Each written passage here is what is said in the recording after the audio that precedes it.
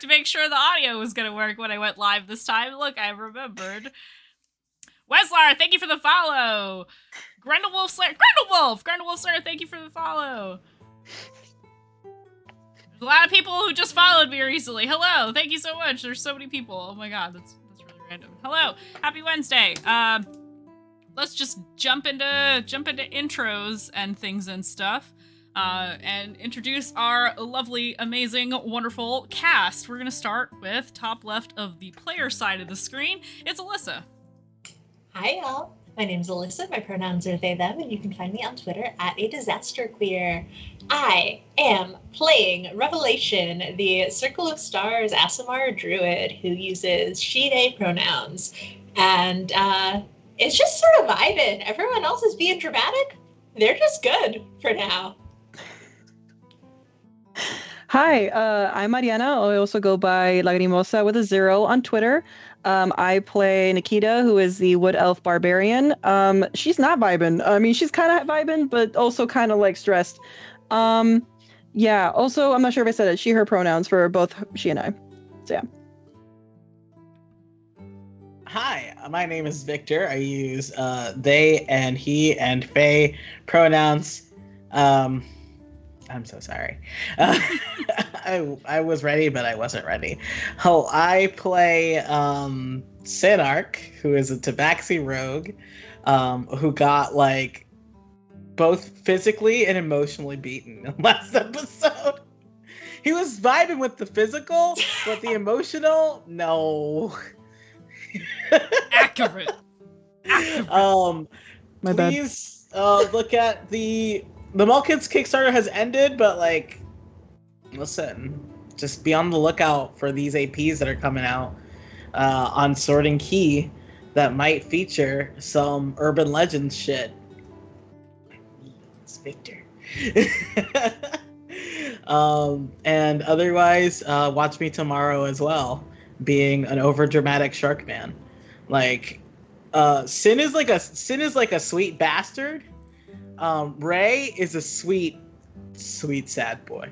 Sweet sad boy. What channel is that on, Vic? On Sword and Keys. Sorry, it's the Fraying Threads campaign. Is it Sword and Key or Keys? Yeah. Is And it singular or plural? I'm shouting them out. Sword and Key is singular. I was gonna say I follow them. Oh no, I did it wrong. That is not correct. They're playing no game. That must not be their name. I am so sorry. Hold on, it's fine. I'll find it. I follow them. Continue with your All intro. right. Sure. That's it. I'm a cool guy. Sin uses he they pronouns, and now it's Sharmi's turn. Important. Hi, I'm Sharmi, also known as Captain Sharmi, most places. I play Aurora, the Fire Genasi sorcerer, who is a delight, but also a pain. And we both use she, her pronouns. That's you, Aki. Hello, I'm Aki, or Akino if you're feeling fancy. So normally, I just go, haha, and I do this, fuck you. But today, I specifically want to say if I will be starting my own little Twitch stream where I do things like tomorrow, So tomorrow at like 7 p.m. If you would like to just chat with me while I draw and talk about things, you can find me there. Where actually? No, I haven't even plugged. I haven't even saved my channel name. I think it's 1 second. Yeah, I'm checking. Okay, yep, at Akinomiart. I got Twitch. you. Yeah, twitch.tv/Akinomiart. Should be good. Should be that. And on Friday, also at 7 p.m., you can see me grab Alyssa and a bunch of our other castmates, not from Mistlost, but from an Unwavering Force, the podcast, as we talk about some things, hype up the drop date for our first episode of the podcast, and also answer like 22 of Ferris's questions. I don't think it's gonna be all 22, but just, I love you, bitch. I'll never stop loving you, bitch. But 22 questions? Jesus Christ. We're gonna answer, I think, most of them. No, not most of them. We have a whole other thing for that. We're gonna answer some of them live. So if you're really itching for like this all BIPOC Star Wars podcast, you should also come on down and see us do that. Yeah. Also the character art. Fuck yeah! I also true. I do play Dayu Silverhair, your Bunomancer. Yeah, Bunomancer. We both use she/her pronouns. Yeah. Big Good. booba Did we go down lady. the list? Yeah. Okay. Hi everyone, last but not least, it's me, it's Mandy, I'm your Dungeon Master this evening and every Wednesday evening, also Fridays, and now you can find me over at Magi RPG. I play on Tuesday nights in the new Blades in the Dark, Rise of the Conduit campaign. It is a lot of fun if you want to see me sit in the player seat for once, and be very entertained by the kind of awful shenanigans that I impose upon all my fellow players. You should check it out. You can find me all over the internet at The Mandy, same as the name here on Twitch, except on Twitter because reasons. Yeah, that's me. That's it. I write for TTRPGs. I design for TTRPGs. I do the things and the stuff. I'm an artist sometimes for fun, and that's it. That's me. So, you can find us here Wednesdays and Fridays, 8 p.m. Eastern Standard Time. Wednesdays for Mistlost right here, right now, and Fridays for Dungeons and Dinglings. And if you want to find our schedule, you can do that by clicking on this link. I keep the Twitch schedule up to date because things change around a lot. So if you want to know when our games are happening, ta-da. Okay. And an art hero for fun. Yes, that's me. So let's get into a quick recap of what happened last when our adventurers met. Dayu wrote a letter that we have yet to reveal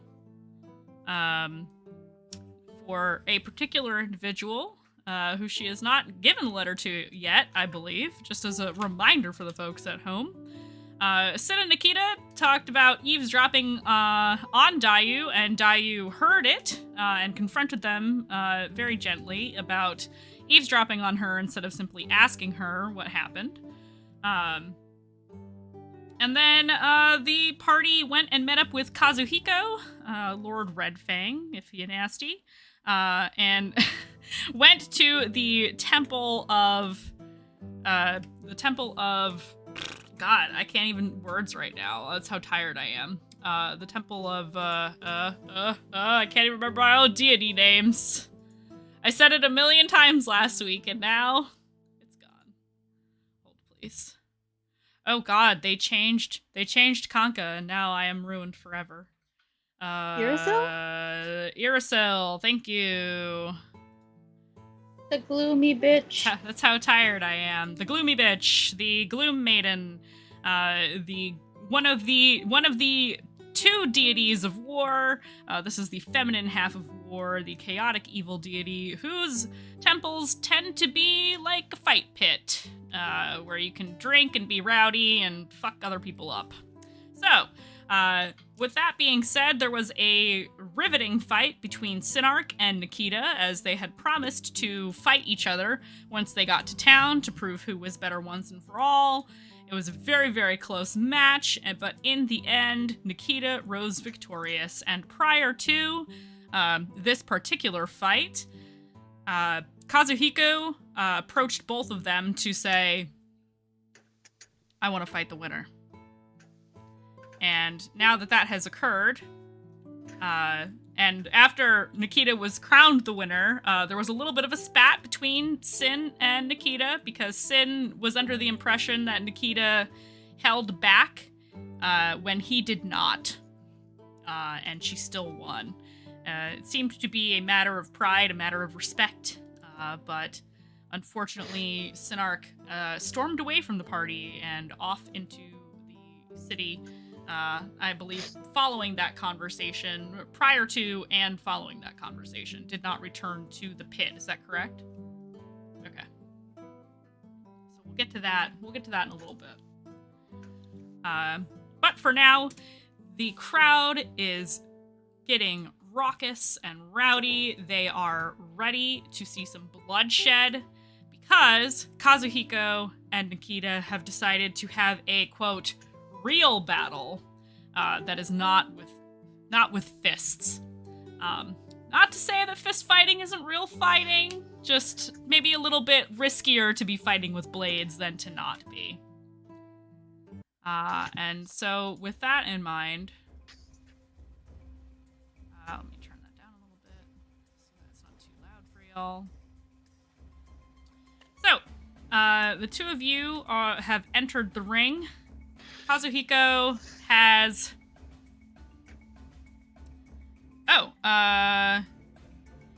Nikita, you have a luck die. Leave it on the edge! Yes, that's true. Nikita, you have a luck die, so make sure you mark that. Thank you. Gotcha. Let's see if I can remember how I had you guys do this last week. Just kidding, I know what I'm doing. I'm a professional. Listen, don't question me. Yes, so Kazuhiko has a very interesting looking longsword, I believe, if I'm remembering correctly. Which one do you have? Yes, he's got a longsword that has interesting tassel on the end of it with some kind of charm. It appears to have some kind of maybe not a magical property, but it is a unique blade. It's definitely noticeable. He has, at this point, we'll talk about the tattoo reveal once again for all the fangirls and fanboys and fan people at home. He has taken off his outer robe and has discarded his longbow, as he is the hunter type, to reveal the full view of his chest tattoo, which is an arrow shooting through some clouds towards the moon, as you can see here on the screen, all in blue ink. And on his back, you can also see in blue ink a very intricate scene of a dragon, with like some clouds kind of around that. Like the clouds from the front kind of continue onto the back and kind of engulf and half shroud this dragon that covers the entirety of his back. Also in blue ink. Can we be fanthems? Yeah, we'll just say fanthems. It's fine. I love that. And so he's got his longsword. He's got it kind of propped up on his shoulder, and kind of looks to you, Nikita, and says,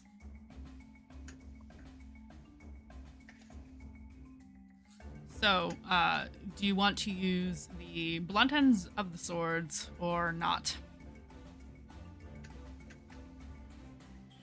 Dayu is quite a good healer, so if you want to go all out, we can. We could. All right.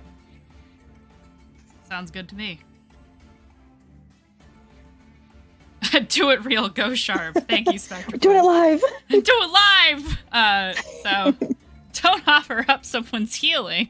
Oh my god, Spectreface like that grandma from SpongeBob who was like, I want to see some body parts. Like in the middle of the fight. I think it's like Mr. Krabs' mom. Angling so hard for killing kids. I cannot look at chat. You guys are ridiculous. All right, moving on. You guys are so gay right now. I can't.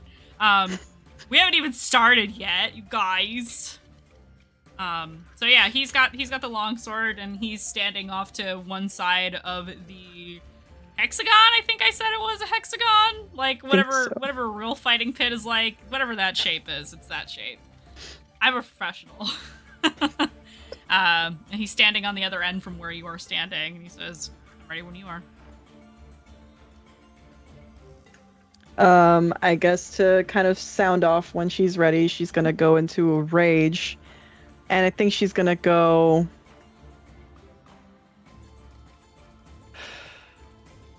Damn, man. I think she'll go tail. Okay. That's probably a smart move. So this spiky tail just kind of comes out from behind. Yeah, so that's something that none of you have seen before. Do you want to describe what it looks like? I just imagine something that's very like layered and like spiked. And at the edges it just kind of has like a floof of spikes. I don't know if that makes sense. Okay. Yeah. Kind of like at the end, it's got like spines kind of coming out. Yeah, like that one dinosaur. Stegosaurus? There's a dinosaur that has like a flail like tail. Ball. Yeah, I know what you're talking about. So it's like that. No, Yeah. Stegosaurus is big spikes. No, I know this. Back. No, I know this. Wait. Spinosaurus. Thanks. Yes, that motherfucker. Thank you, Lego. Thank you. Oh my goodness, I can't believe it. You're a dinosaur. A dinosaur. A dinosaur. That's so much fun. No? Okay, you tell us in chat what the real one is. So, let's roll initiative before we get too distracted on what dinosaur Nikita is. Yes, we're gonna roll initiative for round 1. Let's go. All right. Let me just get rid of that Ooh, rage. that's a nat 20. Plus 5, 25. All right. First time using my new dice Let's I bought go. for Nikita. I believe in you. So let's go. Okay. 16 plus 3, 19. Okay, 25 for Kazu. 19, right, for Nikita. Okay, as you signal your rage to start the fight, he immediately charges forward with fucking lightning speed. He is fast. It's almost hard to see him. He moves so fast. Cool. And he rears back with the longsword and immediately goes for your side to see if he can knock you a little bit off balance. So we're going to do this a little bit differently because we're using weapons compared to last time. If you want to do like the wrestling move type stuff later, we can roll similarly to last week. But for this, we're going to roll to hit first to see if you hit with whatever weapon you are using. Gotcha. And then there might be follow-up checks depending on what you're trying to do. Gotcha. Okay, so that is 22 to hit, so that hits you. Yep. And again, we're not going to do damage, so I'm going to say he is going to use his athletics to see how badly he cuts you. Unless you want to do hit points. Whatever you want. You want to do hit I'm points? That down. might be easier. Yeah. Okay, we'll do that. So he's going to do... That's 10 points of slashing damage. Gotcha. This is basically going to be till, like, knockout or until one of you decides that the other should yield. Let's see here. So you say he hit my side, right? He did. He cut you in the side. Pretty good, I would say. Okay. But don't forget, slashing damage you are resistant to while you are raging. So you only take half of that 10, by the way. Baby's first barbarian, so. That's why I'm reminding you. Thank you. Welcome. Okay. All right, so I think with that momentum and everything, she's gonna. I think she would kind of. For flair, can we say that with the motion of him coming, that she would have moved to try to block it with her sword, so her sword's already kind of in this place? Yeah. Okay, so I feel from there she's gonna like try to slash outward. Okay. With double-handed, but yeah. Okay. You're Right, using right. the greatsword for this? Yeah. Okay. Okay. 11. Does not hit. He is too fast. Like lightning speed, he is out of your range once again. Out of my range? Not out of your range. Alright. He dodges out of the way. He sees what you're trying to do. Gotcha. In the moment of what he did to slash you in the side, and immediately moves to get away from the from your greatsword. Okay. Her side stings a little bit from the motion going up. Right. He's going to try again. He is going to kind of move off to your other side because he managed to dodge you. So you are facing in exactly the correct direction for him to kind of sidestep around you to attempt to slash you again. I'm going to use a luck die for that. I still fucked up. Okay, that is only a 10 total. I rolled very poorly. If anybody in chat, You like have- Sithy, for example, wants to use You their have guidance. many points. Not I have guidance? No, sorry, you had bardic inspiration Oh, because I we did met have out. bardic inspiration. And Oh, true. and Very Nikita true. has guidance. Oh, that's Even, right. even with my 10, I would have to roll a 6, so I'm still going to hang on to that. But he misses. He got a little overzealous as he attempted to sidestep around you to hit you again in the back this time, and you managed to either stumble or step out of the way, depending on the movements. All right. Yeah, I think she would have stepped back. Definitely, I think she's gonna try to go for like a top down / sideways. Okay. Try to hit him. Kind of like, I guess, this general location of his body. Mhm, mhm. Okay. All right, I'm gonna use my dice because why the hell am I doing this if I already bought it? Okay, cool. Math. That's 12 plus 5, so that's 17. That hits. Sweet. Cool. I'm gonna do the damage on D&D Beyond though. Okay. 11. Good. So yeah, she just like goes straight down, tries to get that, try to cut skin too. Little revenge moment there. He is. You're trying to fuck up his tattoo? He is going to. He'll heal. He is going to. So he also never said that you couldn't use fists and stuff. So he's going to attempt to roundhouse you. Okay. Because he's only got a one-handed sword, so he has quite a bit more mobility than you do. So he's gonna try to roundhouse kick you. So this is gonna be an athletics roll for him. That's gonna do it. That is a dirty 20. Damn. So he whack kicks you right in the face. I'm gonna roll damage for that. Is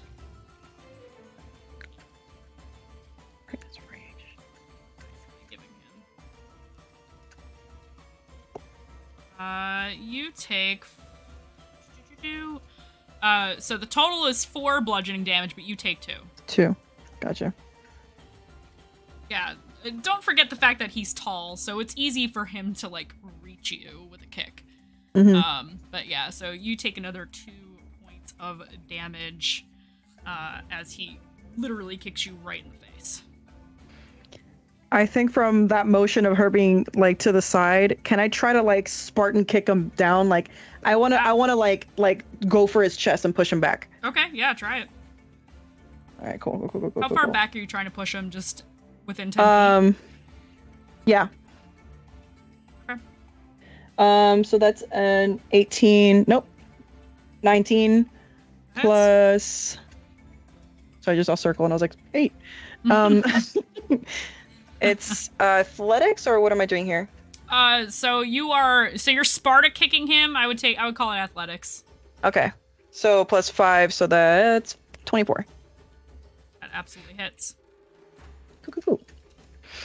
Now, are you just trying to push him, or are you trying to damage him? Because like the damage here is secondary. Like he's not trying to kill you. He's not trying to knock you out. The damage is kind of for flavor because you guys are using weapons. I imagine after kicking that slash that she just made in his chest, it might hurt a little. Yeah, it would. Roll me a d6. D6, gotcha. I got that right here. I'm gonna use my Western dice. That is a 5. Okay, he takes 5 points of damage because you kicked him where he's wounded.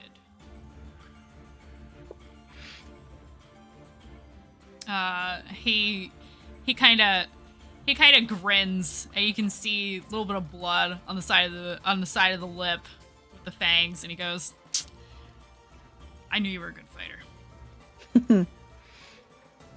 You doubted me.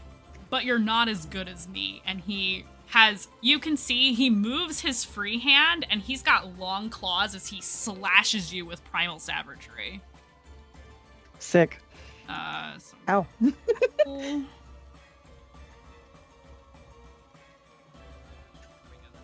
That is 18. That hits you. Yep. And this is poison damage.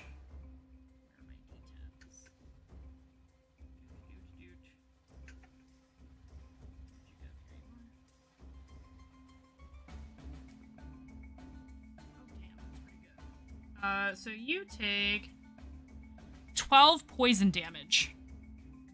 Ow. He slashes you across the arm, and you feel the burn and the sizzle of your skin reacting to this poison that is in his claws.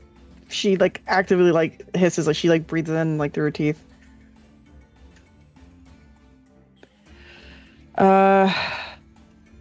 So he went for her arm then? Yeah, he did. All right. I think after the Spartan kick, her leg's down, her arm's back down. I think she's gonna go from a downward up again, another just like full slash up again, trying to make an X on his chest. Mm-hmm. Okay. Go for it. Okay. Plus 5, so that's gonna be 17. That hits. Okay. Okay, damage here. 13 damage.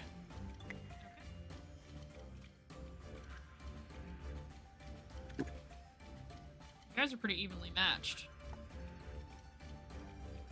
Alright. He is... Let's see. Let's call that the end of round 1, because you guys are, you guys are kicking the shit out of each other, and it's happening very quickly. I'm going to say...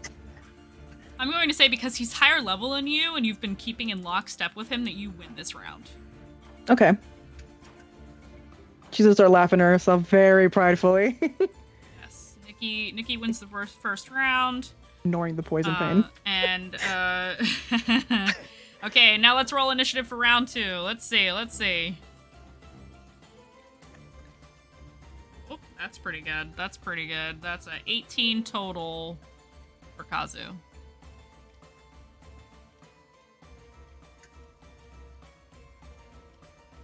You got Mari? Yes, sorry, what happened? Initiative?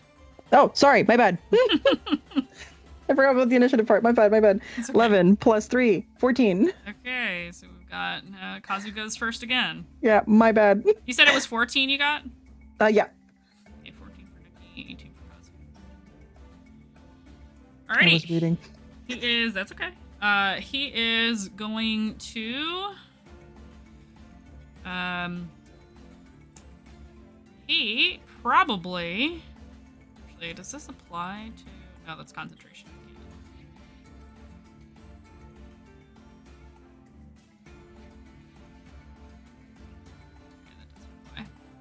He is going to use Primal Savagery again.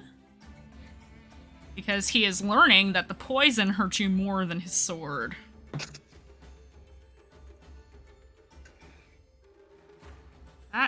is a total of 21. 21 to hit, so that hits you. Yeah, does. Time. Is 13 points of poison damage. So he, like, you get some hits in, and he moves again so fast. Like, he is very swift.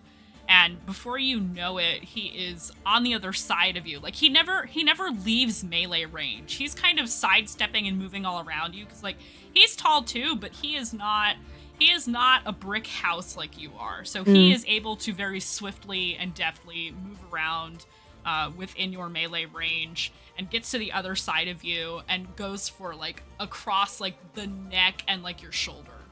Like, slashes you right where your neck meets your shoulder. Mm-hmm. He was already in the close distance at this point, right? Within 5 feet? Mm-hmm. Okay. Yep. He is, you can tell he's going for, like, your arms, your shoulders. He's trying to see if he can get you to drop your sword, basically, or loosen your grip on your sword is his goal right now. He's messing up my tattoos.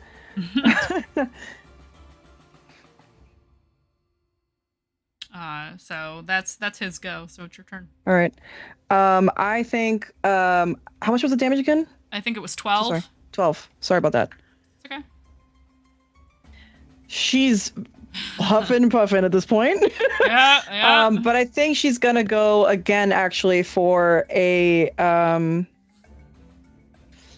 yeah, she's gonna just, I think, go all in again, with her sword.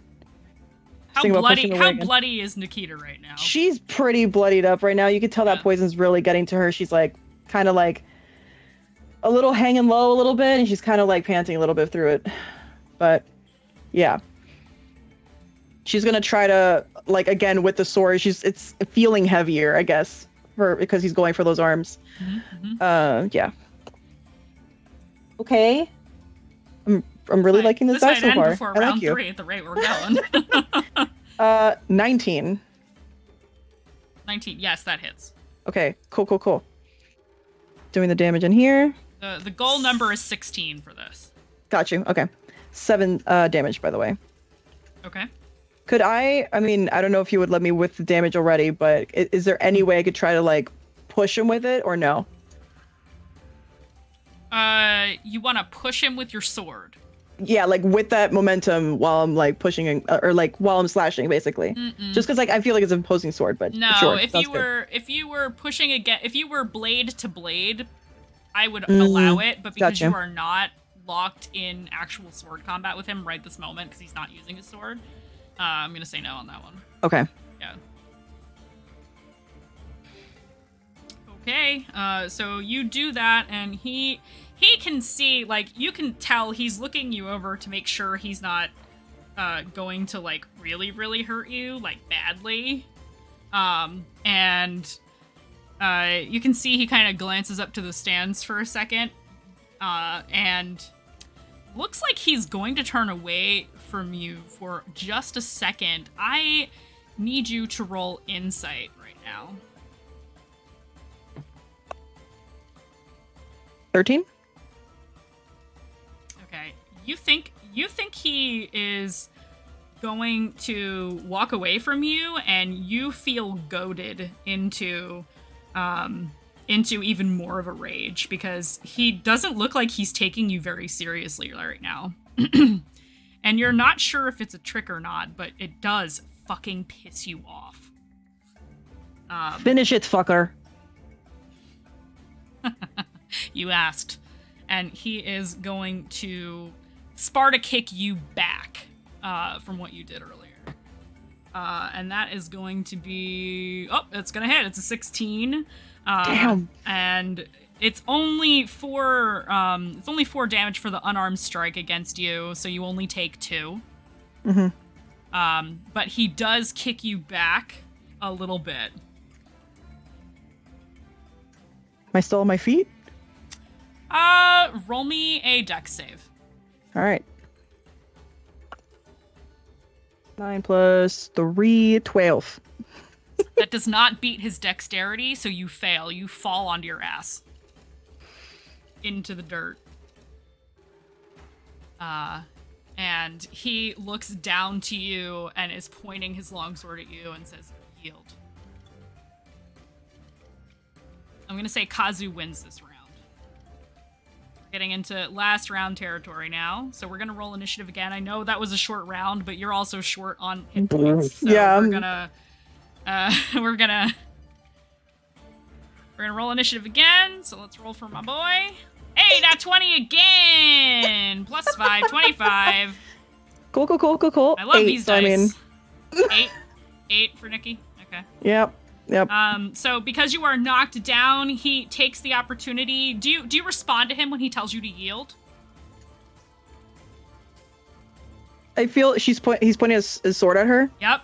She'll spit on the sword. Oh shit. Okay. Okay. With that, he will flip his grip on the sword so that it is the blunt end of the sword, because he doesn't want to kill you. He has no desire to kill you. But when you have a reaction like that, he decides to take his sword and is going to knock you out. That's an 18 plus 7 that hits you. And I'm not even going to roll damage, because even if I roll a 1 on my d8, it's still enough to knock you out. So Kazu wins.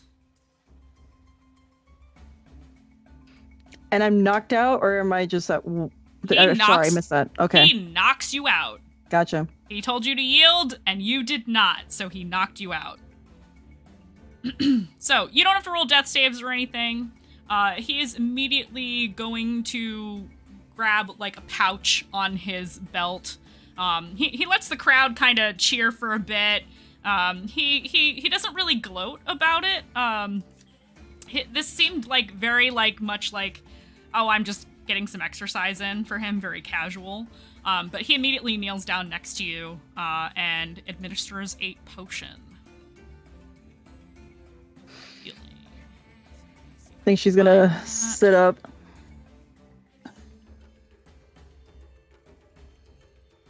gonna tell you how much he heals you for.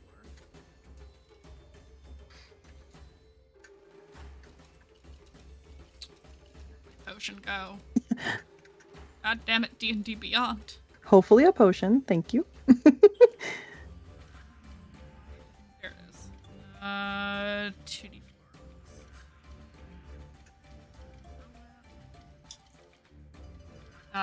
Oh, damn it. You only get 4 hit points back. I rolled really low. It's totally fine. But it's enough to get you back up. And he helps you up. There you go. So. Can I go over? Yeah, absolutely. Go over gaily to who? Who do you pick? I can pick both. I've got minimum 2 hands. And so I'm gonna And so yeah, one whole time I was watching homosexually. Homosexually. Yeah, whole word. Just that is homosexual. And occasionally I would let Smar watch, and then Ikea got poisoned. I was like, don't look, don't look, your mom's losing. Like, you know, and then I just No. It's like, don't look, you know? Gotta let the baby still believe. Kazu watches as you walk down from the stands, and he starts flipping that coin again. You know this is a habit of his. This is something he does often. Mm-hmm. Now, 2 questions. One is, Ikeda still poisoned? She is not. She does not have the poisoned condition. Okay, dope. Yeah. I wasn't sure if that was, No, because I can cure that. Yeah, I wasn't gonna layer that in. That's too much to think about when we're trying to make these quick things. So, yeah. And he took some damage too. Yeah, he took a lot of damage actually. Yeah. Dope. She was definitely keeping up with him. It wasn't like a completely one-sided fight until the end. It was at 10. Yep. I guess in the spirit of These are spell slots, but I don't think we're gonna do anything too nuts. Ah, fuck it. Actually, what I'll do is, because I know, Nikita went down first, so, I take out my card, and I just smack it. Well, I don't smack it, but like I just rap on somewhere on your body, wherever I can reach, because you're very tall. I think I was sitting up, so you're fine. Yeah. I do it to your Eye cheek level. then. And I will do Cure Wounds at 2nd level. For Nikita, where is my D8? Oh no! Oh no! Oh no! No! I got my nails done, but Oh no! They're really I cute, put by the my- way. They I'll do at look them. super cute. yeah, I have to pick up my dice like this. No, God. Like the claw. The claw. Ooh. I have a whole thing. We gotta get you. We gotta get you Toy Story alien die. I have a whole thing to prevent me from like flinging my dice across the room, and I still flung it on the floor. There's no point. Dice trays are so wasted on me. And then Gotta get you a calculate. dice tower. It's the. Oh yay! I'm about to make that potion look useless. You heal for like a solid 20. Damn. Yeah. Yeah. I rolled Damn. high. Yeah. That touch on the Mommy's cheek. sorry. The touch on the cheek. I'm just saying. Just saying. You actually hear a sigh of relief. Mhm. And then I will do the same thing, but I'm gonna do level 1 for Kazu, because I don't think he got too hurt, but like No. it'll also depend on how much I heal, because if it's shit healing, I'll do it again. Never he's mind. at- I shouldn't he's even at- breathe it. Yeah, he's at I think 10 out of 44. He will heal for 12 because I rolled max for the first Okay. level. Yep. Yeah. I'll just- What spell did you use on that? Was it Healing Cure- Word? No, cure wounds. I used Okay. cure wounds twice. Just I You gave smack him Nikita on the cheek too, just kind of pat. Yep. I'm slapping bitches left and right on the cheek. I love Um, that so much. Like I straight up. Like I you're just- both done. the- Slap, slap. Yeah. Or like the mobster slap, like. Yeah. No. Like I do it like this.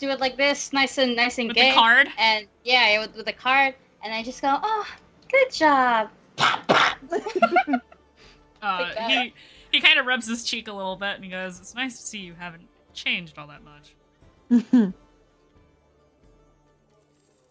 I live to please.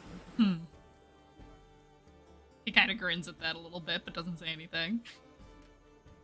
Sin's not here to say, "Do you now?" This is the worst of So all yeah, possible speaking worlds. speaking of Sin, actually, What? Rev, No. Rev, were you spectating this as well, or are you also exploring while this is happening? So it depends. I think that right before the fight starts, Rev will go up to Aurora and suggest that maybe she go check on Sin.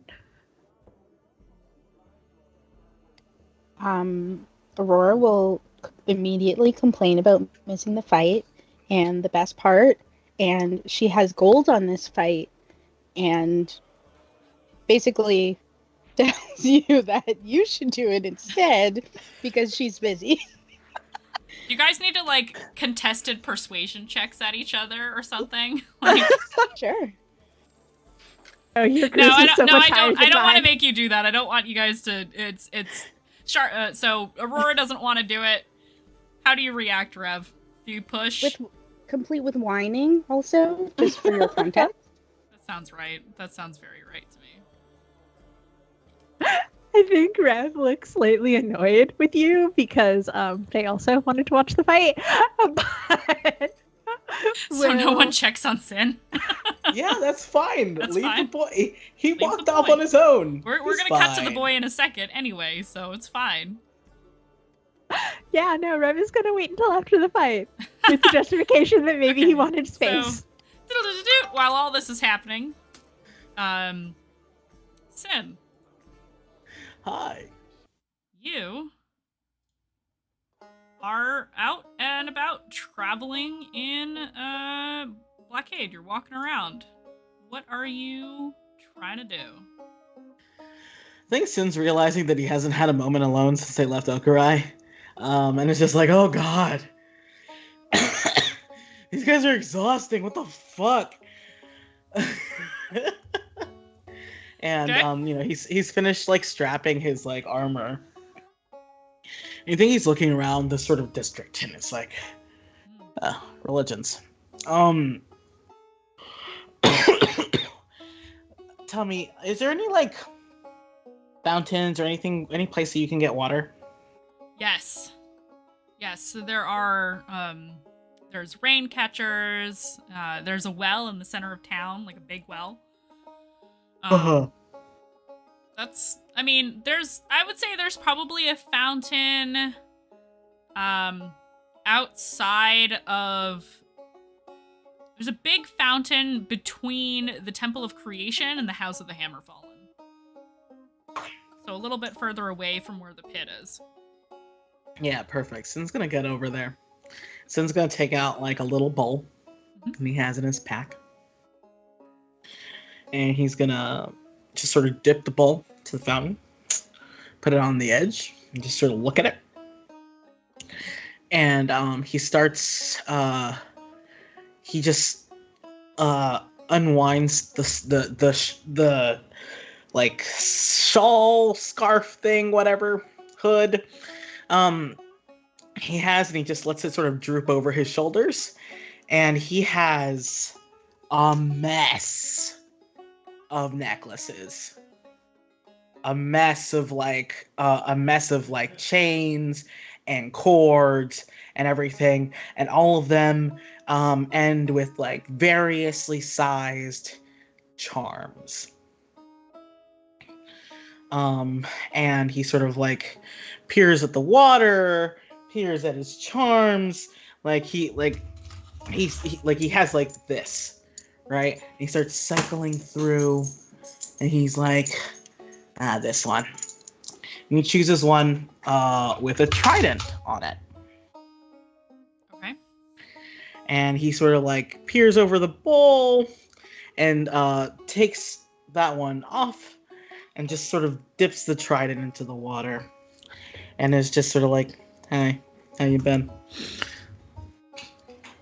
Oh shit, my camera. Nope. Camera? Hello? Uh-oh. Did it break? Mari's laughing at me for my fucking camera breaking? I can't believe this shit. I'm laughing at Charmy. Oh. I can't believe God struck you down just as you were about to. Yeah, you got smoted. You got smited. I'm so sorry. There you go. That is so funny. But yeah, just like, hey, how you been? So this is the symbol of Aguari, I assume. Yes, it is. Okay.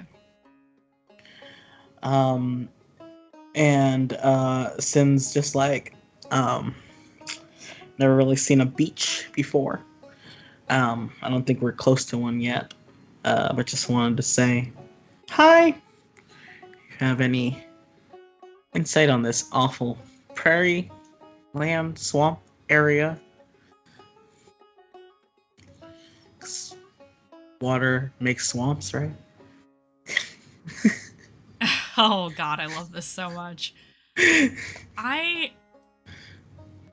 What are you trying to get out of this interaction is my question. I don't think Sin is expecting anything. I think Sin is just sort of Sin is sort of like reconnecting. This is the first in like several steps that Sin is about to do. Okay. He just happened to start with Aguari. Okay. But it's sort of like he's just investigating. He's like, how strong, like how much attention are the gods paying right now? Are they paying any attention? You know, we're supposedly on this big quest. Are they gonna pay more attention? Do they have any information for me? sort of So, that sort of thing. My question for you, and it's cool if you want to go through like each of these, like sit down and kind of commune with your holy symbols. But my question to you, Vic, the player, is: Yes. has Sin ever received an answer before? I think he's Or has he ever received- felt like he has? I think yes, that's much more likely. Okay. I think he's received like maybe 2 or 3 like things that he is pretty sure were answers, but he has no proof.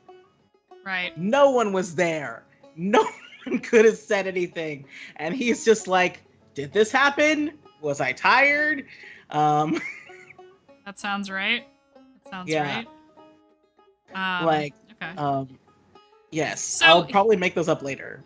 So Sin believes in that he feels he has communed with deities or has been heard or acknowledged by deities, because it's really not that far-fetched to imagine in this world that, so obviously there are of course going to be atheists, but it's almost like there is proof that the gods exist on Terra. They just generally don't, they not generally, they do not appear in the material plane. But it is not far-fetched to imagine that you might be able to petition one and get an answer. That is not a far-fetched notion. It just depends on which deity, how they're feeling that day, and what you did to get their attention. Yeah, and that's literally how Sin feels. Like, Okay. Sin's just like, these things exist. I know they exist. But, like, who truly has answers? Are temples, like, real? Or are they just like the druids and withholding information that everyone should have? I see. So why should I rely on the temples when, if anyone can connect, like, Sin's whole thing is, right, if this world was created and wasn't just found, the gods are the world. The world is constantly changing, which means the gods are constantly changing, which means who gives a fuck about any rules anywhere? Because gods make the rules. So might as well just fucking throw a line out there. Who knows how they've changed today? And if they have information, Sin wants it. Okay. So you start with Aguari, and what are the next 2 that you do before you? Oh, Ignition. I'm sure you don't. Gienta. I'm sure you don't want to list all of them, or do you? I mean, like, I love everyone here, and I don't want to go into a religious sermon. Yeah. And I want to make sure that So you everyone start. gets their time. You start with the primordial. Start with the primordial. deities. You gotta start with the big ones. Otherwise, they'll probably get testy. You don't want to Yes. do that. So for context Right. for the folks at home, and you know what? Actually, I will give the folks at home context if you roll me a religion check, please. Yeah, sort of cut off at the end there. Religion check. Yes, please. KK.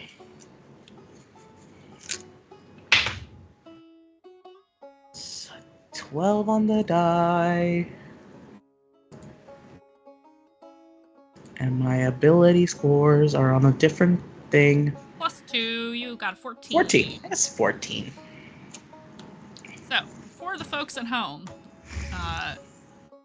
there are multiple tiers and types of deities in the world of Mistlost.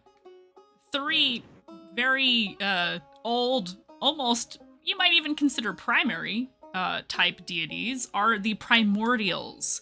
There is Aguari, the endless wave, the chaotic good deity of water. There is Ignis, the Everflame, the chaotic neutral deity of fire. And there is Vienta, the infinite tempest, who is also chaotic neutral and is the basically like the wind air deity. And like Sin always starts with them because yes, like those they are are like considered- the big guys. They are considered the first. Just so you know, because I haven't made the thing yet. But here's my cool trident. Hell yes. And for further context for those at home, deities are, in general, gender neutral. However, these three are feminine.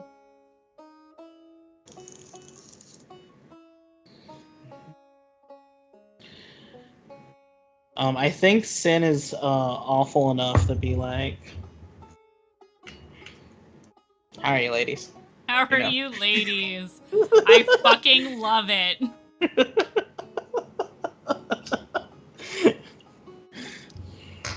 Yep, just kind of chit-chatting with them.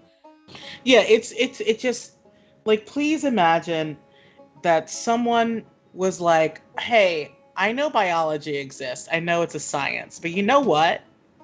All these scientists, nerds. You can't trust them. So I will learn biology by my goddamn self with like fucking no practice or nothing. That's Sin with theology.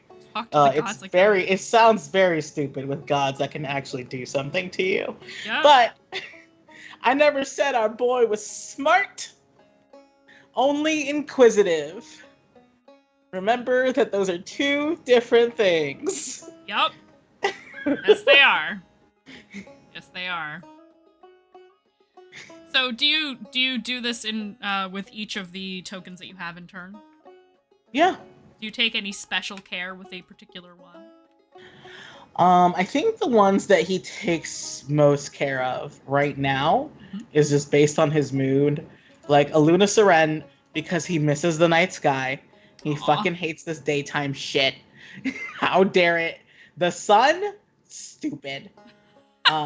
Is there a sun god here? There is not. Not that you're Perfect, aware because of, anyway. Fuck that guy. Fuck that guy. Yeah, Sin's a little pissy about it. This is like, fuck it. Luna Seren, you don't know how awful this place is, or maybe you fucking do. But like, God.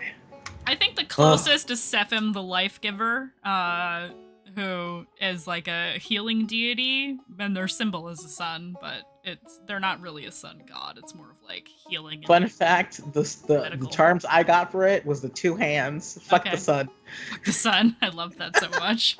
If there's anything Sin's gonna be like stupidly bitter about, it's gonna be the morning. Yeah, he probably takes special care with Aluna Seren. Okay. And then, but also, what the fuck? Esherai. Esherai? Okay. Yeah, because Esherai, if Sin has a favorite, which he claims he doesn't, it's Esherai. Esherai, for our folks at home, is the deity of knowledge, the title, the knowing. Please, camera, for the love of God. Please, camera, please. Thank you. That was some jealous. That was someone jealous. So, yes. Exactly. That was the sun god. Yes. Fuck off. It's 9 p.m. I can't see you. I'll say, God, you guys are so funny. The comedic timing on your camera is great. So Yeah, you greet and commune, and talk to each of your tokens in turn, taking special care with both the symbol of the Aluna Seren, the star, as many of you know her, and Esherai. What do you do after that? He's just like, well, what's that big ass tower? I think the actual question that when he gets down to it is like, what's that big ass tower? Just asking symbol after symbol. And if he doesn't get an answer, he's just like, well, you withholding assholes, and just gets up. So when you simply ask the question, you do not get a response. Mhm. Do you go walk to the tower? Probably just to be like, Okay. mysterious. You walk up towards this very strange tower. And again, for the folks at home, paint a little picture here. It is a very tall tower of what appears to be a very pale sandstone. And it is utterly featureless. There are no doors, there are no windows. It is simply a tower. In fact, you could even just call it a pillar, because you can't even tell if it's something you can get into. It might just be a pillar. Why is it here? Why is it in the temple district of the town? So many questions swirl around in your mind. What the fuck is this thing, and what does it mean? And as you stand there staring up at this strange monolith, are you wearing your necklaces? Yeah. Oh, after he does a little ritual, puts them all back on. You feel a vibration coming from one of them. Do you look?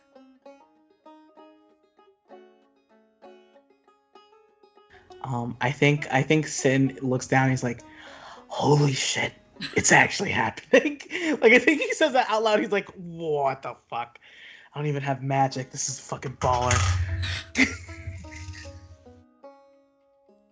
Okay. Yeah.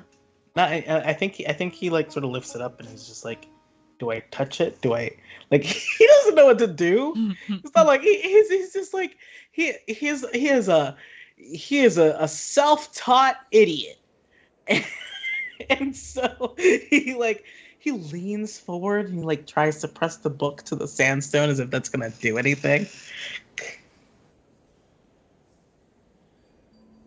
You feel the air around you shift, and you go to look at your symbols hanging from your neck to feel where this strange emanation of energy is coming from. And you realize that oh my god, I can never think of the word. Why am I so bad at this? It is, hold on. God damn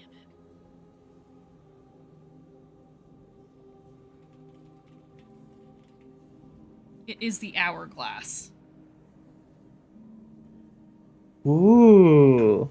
And you can see that the luck die for die. You can see that the sand in this hourglass is swirling around of its own volition, and the tube that the sand is contained within, the metal tube that is containing the glass and the sand, is vibrating.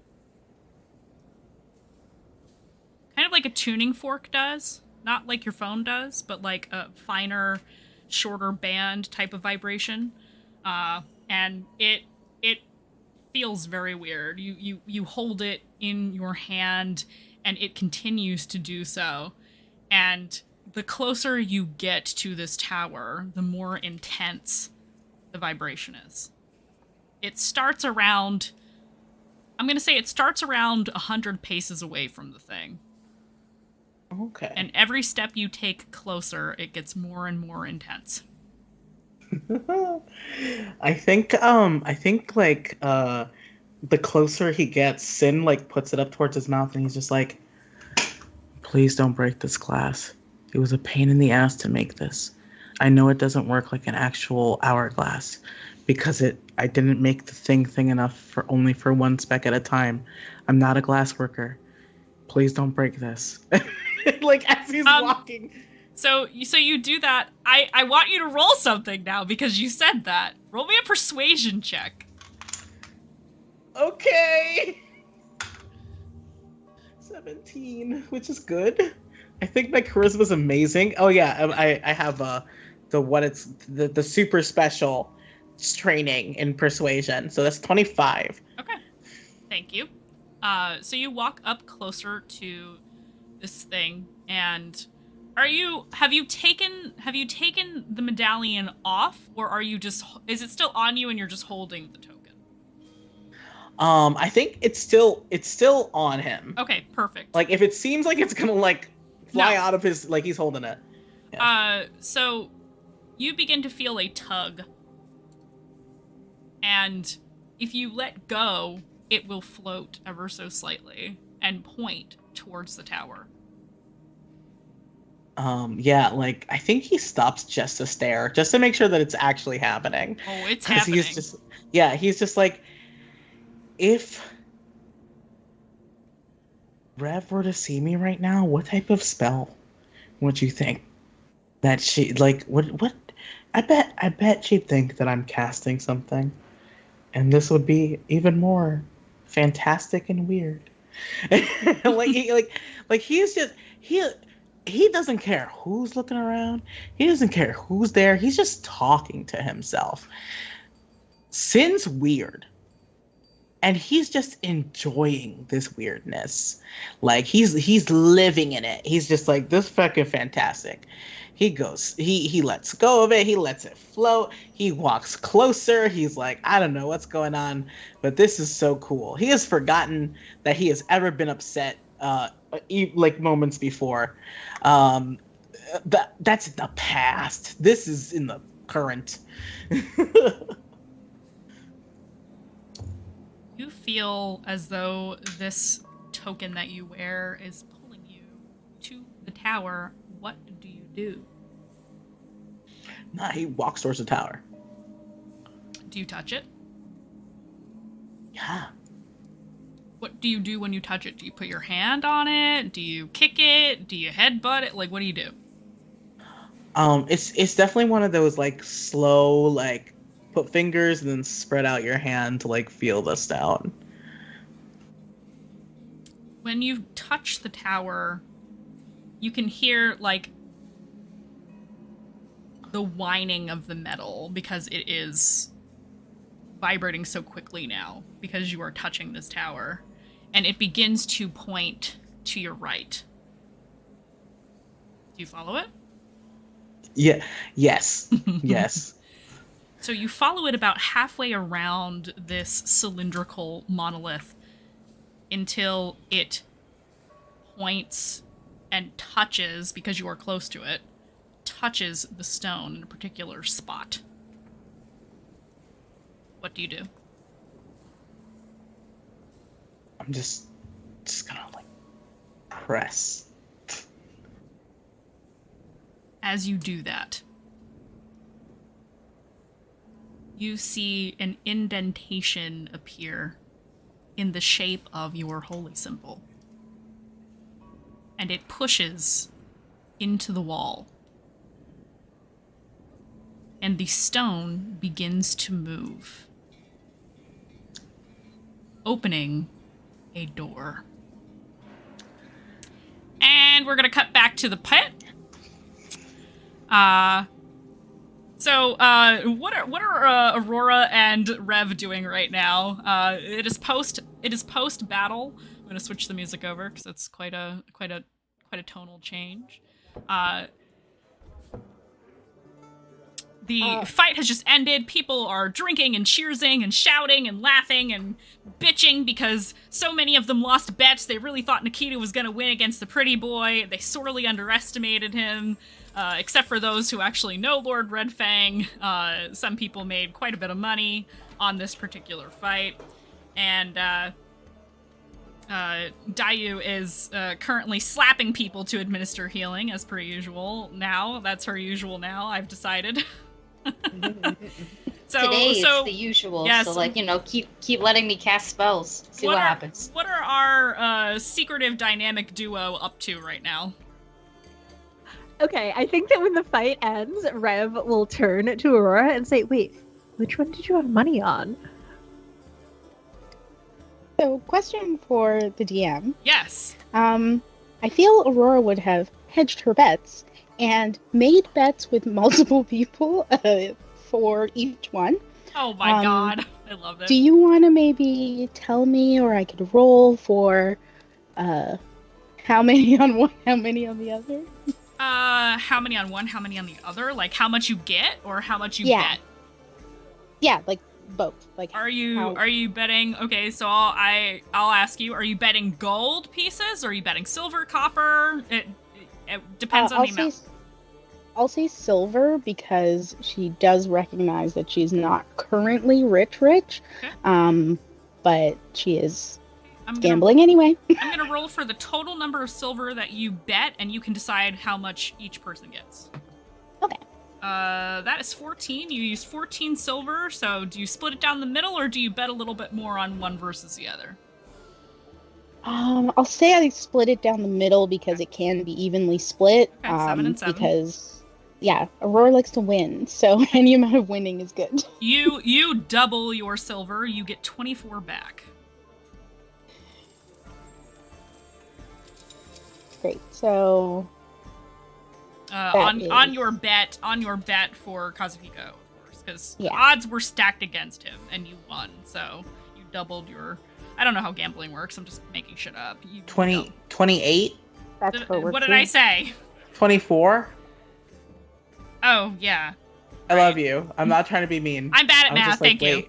You're welcome. I was gonna accept the bad math, so it's fine. Yes, so that's how much you got back. Sick. Fuzzy math. I'm not a mathematician, y'all. I'm a writer and an artist. Don't expect me to math things. I'm your math man. Yes, Accounting. Accounting. Good, because boo math. How you feel about the sun? Math for me. Maybe for Aurora too. Yeah. So you got 28 silver pieces. Thank you.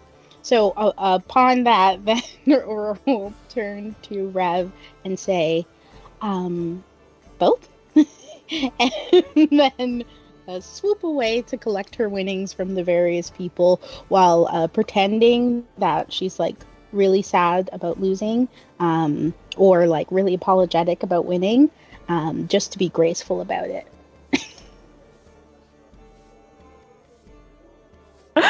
Rev watches you go, kind of like smiling, laughing a little bit. And I think that they had decided to hold back a little just because she was curious about who Dayu would go to first for healing, but will then head down to the pit. That was an impressive fight. Who do you say that to? Just generally speaking? Both of them, yeah. Kazu is kind of, he's kind of cleaning himself up a little bit. Has put his sword away and cleaned that up as well. And kind of, he gives you a friendly smile. Says, "Thanks, your friend here is quite formidable." He says, looking over to Nikita, "This was a good fight." Yes, it was. I'ma insight check you now. I also want to insight check. The voice says frowny face, but so does the rest of Nikita, so I have to roll. Nope, I rolled really low, so that's I got a 4. I rolled a 2. He only has +2. It's inside, right? Yeah. 15. Does that meet your personal threshold, Mari? I would say. Okay. What's Dayu picking up? Is Dayu picking up what you're putting down?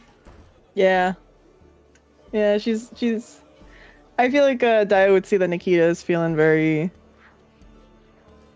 Normally, she'd be like, good fight. Even like, if you've seen her lose and get more competitive. This is like she lost and she feel like she lost. I give you a gentle pat, and then I give you smar. Aww. But I give you smar like I go fish him out, and he's like all in the hands, right? So I go and I give you smar, like this, and I go, oh, he only saw you in the good parts. That was most of the fights, so I do appreciate that. Mm-hmm. He might be just a little bit jostled. What happened? I kept doing this, and I'm putting him in and out of the pocket. No. Well, like, I don't do that. I'm giving you him, but with my hands, I go in and out of the pocket. It should be fine. He kind of hangs out in here no matter what I'm doing, so, I mean... I know, but he can't witness you getting your ass whooped. I mean, What kind of influence will that do to him? Okay, to be honest, I understand your concern for what he's looking at, but I mean, he's seen me do worse. So That's different, because you're doing worse to other people. I've gotten hurt before, but I mean, thank you. This is either way, so that way he understands that I will try not to lose in front of him. And she as she says that she lost, she kind of gets back to herself a little bit. She has not had many wins really, and even the last one she had does not feel like a win. Aww.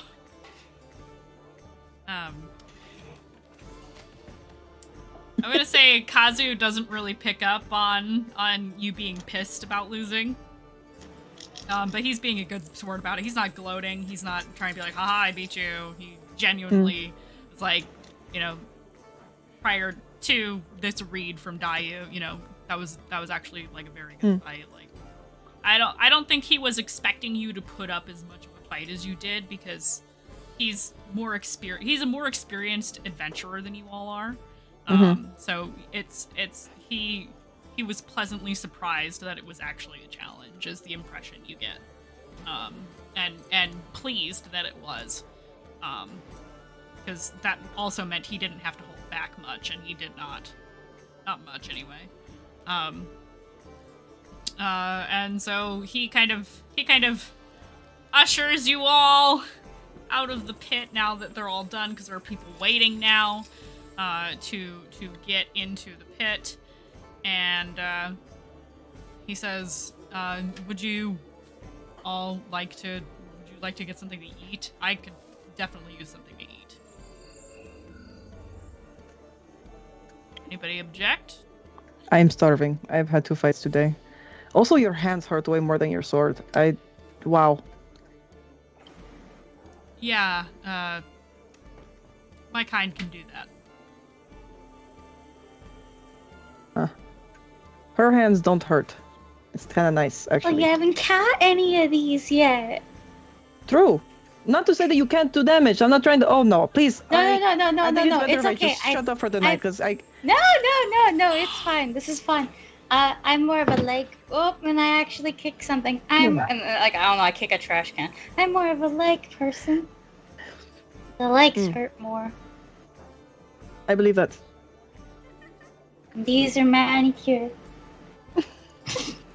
And they have only helped me, so. Revelation.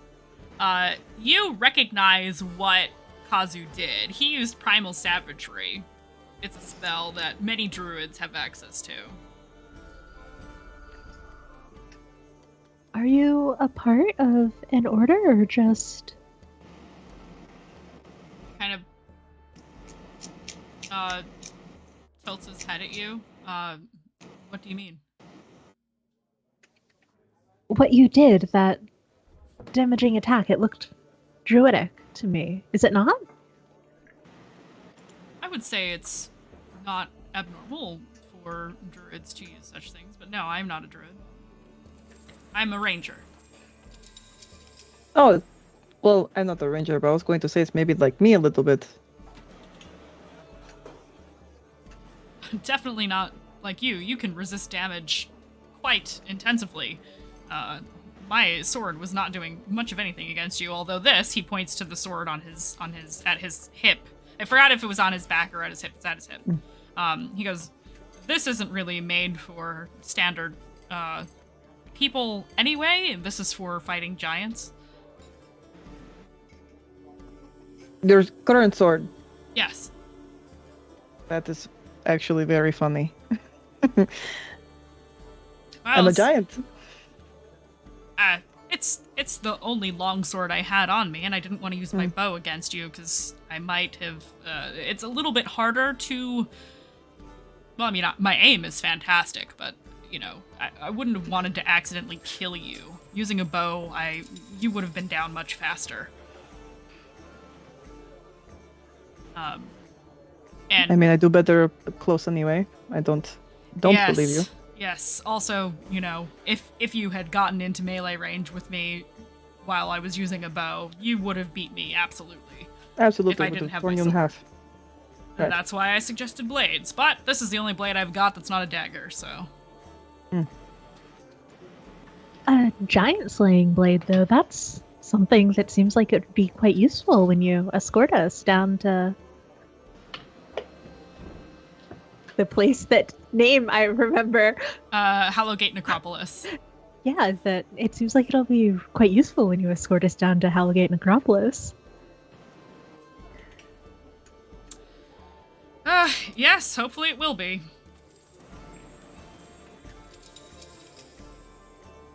Wait, no, you can't say that yet. You haven't read my letter.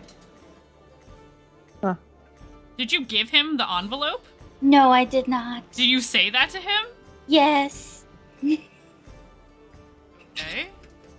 I will wait to confirm that I am coming with you until I read Daiu's letter. Mm-hmm. You will. Uh, Only if you want to, I but mean- you will receive it. I would say I'm pretty well decided unless you don't want me to come with you. No, you should read the letter first. It's so pretty. Oh, okay. Is it alright if I read it later? Yeah, I was gonna give it to you later when we're not like in full of people, because that's so rude. Oh, okay. He kind of clears his throat a little bit. Anyway, let's go get food. And he will walk out with you all to one of the various places to eat. Probably... Aurora only follows as she notices everybody is heading out, and she's like, Yes. "Oh, okay, gotta leave my new Yes. friends, gotta catch up with the other friends." Yes, you get called to on the way out. Like, come on, Aurora.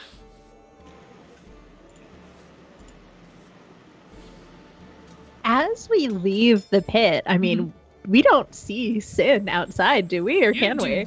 You do not see Sinark anywhere. He is not waiting for you. He is not Oh, around.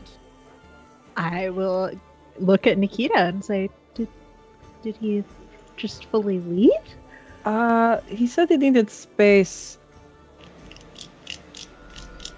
I don't know where he went. I thought he was going to maybe go to like the tavern place or something, but she's gonna like sniff around, try to see if she could pick up on something. Okay, you're gonna sniff around.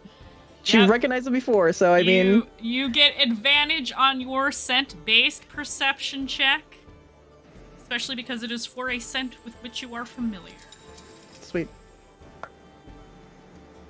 7. Okay. It's gonna be a 15. Hold, please. You catch just the faintest scent of him, but you were just talking to him here not 30 minutes ago. Sure. So, but you can't quite tell what direction he went. And he did not tell you where he was going. Based on this, Aurora is going to walk out into, I assume there's like a thoroughfare Yeah, kind of yeah. outside of where we are, Mhm. and point in one direction. Sin, where are you at? And then cast message. And then point in another direction if she... The Yeah, range doesn't on that get is a 100 feet, and you have to be in line of sight, correct? Or not line of sight, you just have to generally 120 know. feet, 120 and I just have to know they're in that direction. So that's why I feel like she would use it as, I'm going to try Yes. this way, and this way, and this way, and see if he's within that area. So you spin around in a little circle, trying to cast messages in Sinark's direction, and you do not get any kind of response. Not within 120 feet of where you are standing. So he's not nearby, from what I can tell. Where would he go? We only just got here. Like, to the brothel? Can I ask around? Want to ask around? Yeah, but I want to do it. I want to do it my way. What does that mean? Please elaborate. I go up to a couple people and I just go, I'm looking for a sinner. He's like a cat, like this big, probably wearing purple. Would also maybe have a knife. We got spots. Okay. So you walk up to a random person. Mm-hmm. They hear you out because you were small and cute. And then I look up at them like this. I Oh, wave my yeah. hands like that. I fucking bet you do, you adorable little bunny. All right. They shake their head and go, no, I'm sorry. I've not seen anyone like that. You haven't seen a walking cat? No. He was wearing a hat. Or a flippity doo, dippity dee. One Sinark for you. One Sinark for me. What the fuck? I'm trying to decide at what point Kazu kind of like puts a hand on your shoulder and says, I don't think this person knows. Sorry, she's upset. We cannot find her friend. Have a nice day. And just kind of steers her gently away. Because he is used to this shit. There's a Dr. Seuss. He spent most of his, most of his life putting up with this shit. And he says, I mean, your friend is quite stealthy. Is it possible that he just went back to the inn? It's possible. He seemed upset. I mean, we can walk around and look for him if you want, but if you're really worried, then I don't think he would go back to the inn. And that's solely because it's Sinark, and Sinark likes to walk, but like explore. okay. But like in the Sinark way, so that means like maybe there's some crimes going on. I see. What do you all want to do? I don't want you to be without your friend, but the town is relatively safe, so.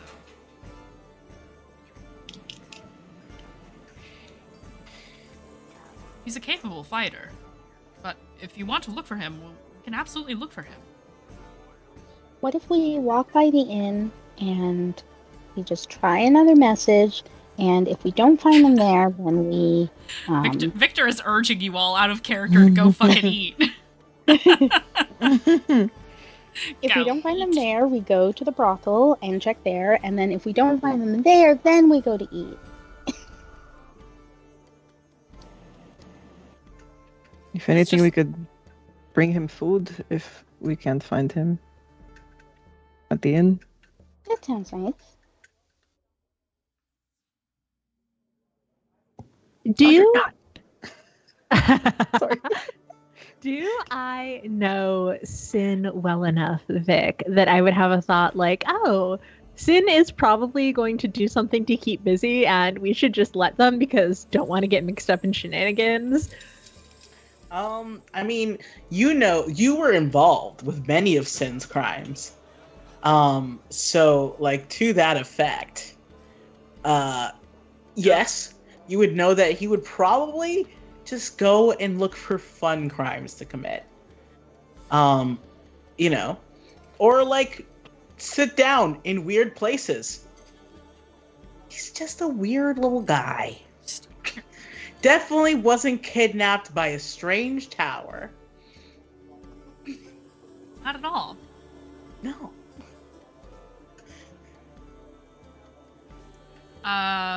We're gonna cut back to Sinark because I'm gonna give you all time to think about what exactly you want to do.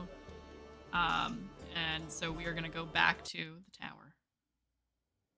Didn't expect this to happen. Sorry, everybody. I kidnapped myself in a tower. Yeah, it's fine. This door opens up before you, Sinark. And it leads into a stairwell leading up. walls are featureless. The stone is featureless. Sin is gonna lean in, knock on the side of the wall, and be like, "Anybody does want me to come in? Say what?" And then start walking inside. Yeah, you just hear your own voice echoing up. Say what? Say what? That doesn't count. And then he goes inside. The moment you step inside, the door closes behind you. Slides That was shut. Oversight. For a moment, it is pitch black in here, but after about 4 or 5 seconds, dull amber light lights up the stairs from below. Step in front of you, and then the next, and then the next, and so on and so forth. In dim amber light. There's only one way to go. Yeah, Sin's just like, well, this might as well happen. And just walks up the stairs. Like, he was in darkness and he was like, maybe I should try to force the door back open. Do I have enough for explosives? And then I love that. And then he's just like, oh, hey, look, now I can walk up the stairs safely. And he just starts. Yep. So you walk for what seems like time indescribable. You don't get tired, but you feel like you've been doing this forever. And also, for no time at all. The amount of steps you have climbed after you're not sure how much time seems to far outweigh the actual height of this tower. And then you reach a landing. It is circular, like the interior of a cylinder. And on the other side, from where you step up onto this much darker stone, obsidian, in fact, there is a rounded arch doorway that has a heavy stone door. This appears to be some kind of granite, and etched into the door is an infinity symbol. There is nothing else in this room, just the door. Is my little guy still glowing? Still vibrating? It is not. Yeah, he's sort of like, he's like, this is something you'd get excited about. I don't know why. I mean, I guess. And he sort of like pats it as if it's sentient, and it's just sort of like, man, Rev would be really disappointed that like she's not here right now. I'll tell her all about it later. He just goes and he like knocks on the door. He knocks and then he tries to open it. Like a parent with bad boundaries. He's just like, hello.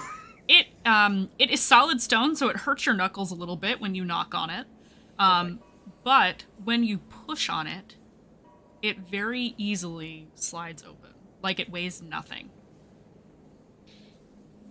And I'm beyond sure is just pitch black. But give me a perception check. Okay. Oh yeah, is this magical darkness? Because like, if it's not, I can see fine. Because I'm a guy. I'm a, what's it called? This is not a visual check. Okay, perception. Please tell me I have. Okay, perfect. 11 plus 4 is 15. You hear the faint sounds of water running. Ooh. And as your eyes adjust to the darkness beyond the portal here, it you can see that it is a very large room, a nonsensically large room, that does not at all match the size of this tower. Like, you have traveled up, you don't know how fucking high, and it is beyond the scope of the tower that you saw outside. Like, it was a large tower, but you feel like you walked up this thing forever. You feel like you have been walking for hours and hours and hours, and you don't actually know how much time has passed. You have no concept of time here. Everything feels fast and slow all at once. I'm gonna use this moment to say that Sin has whatever the equivalent of Dungeons and Dragons ADHD is. It could just be ADHD. So that's how he feels all the time. You have time blindness. Yeah. Your time blindness is even worse right I don't now. know. But Yes. if it's boring, it's hell. And Sin's just sort of like, this is very like godlike. Okay, all right. Is there like a pool in here? I could take a swim right now. ADHD, oh my god. Yeah. So do you step beyond the doorway? Yes. You step into the room. Okay. When you do, you step into, you can feel that the obsidian floor continues into this room, and it is very cool beneath your feet. Cold even. Yet the air in here is like a neutral kind of temperature. You feel neither cold nor hot, despite the cool feeling of the stone beneath your feet. And the sound of water running begins to intensify as you step further and further into this chamber. It is lined with columns, lining your path down towards the sound.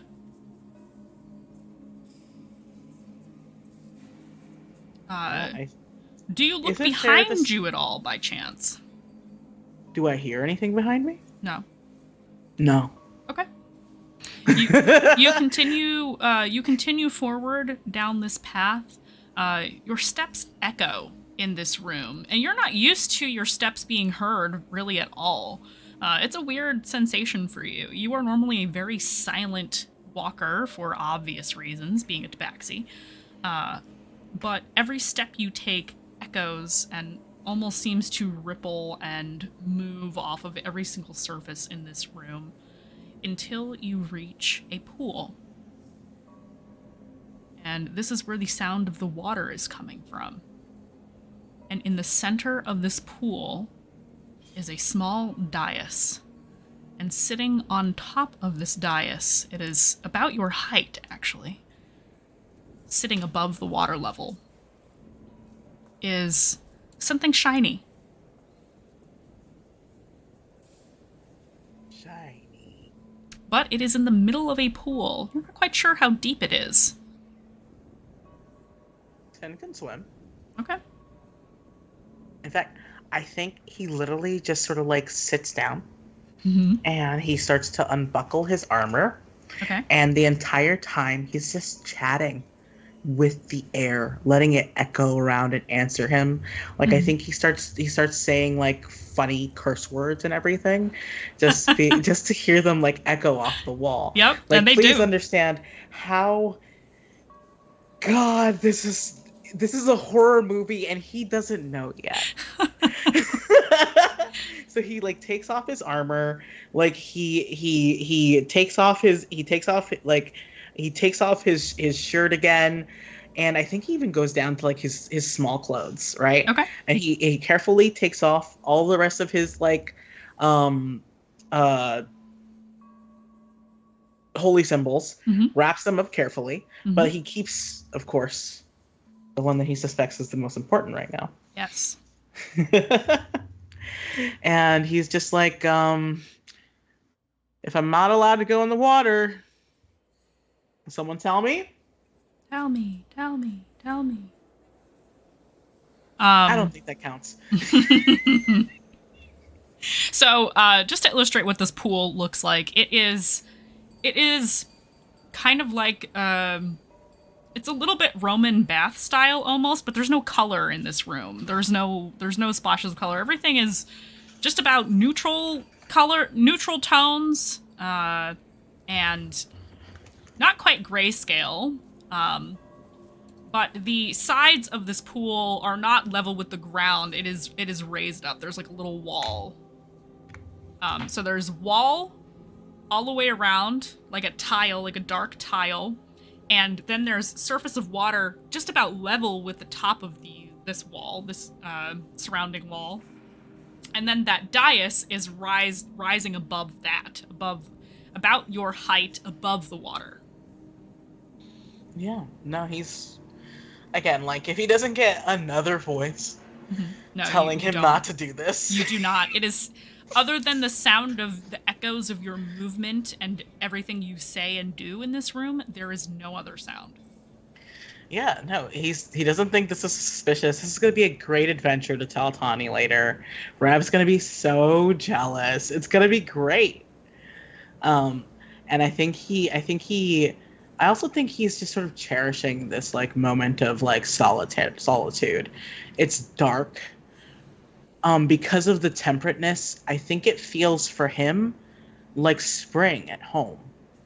It's cool, and like he's gonna take his time to enter the water, and I think he whispers it to the water because this is so weird. This is so weird and stupid. Why wouldn't he? Okay. Why wouldn't he share that? Like, this feels like home. As he just sort of like slowly enters the water, like testing that out. So you climb up onto the wall then? Yes. Are you standing on it, or do you immediately get in? It's one of those... He's acting super dainty. Because again, this is so weird. Why wouldn't he?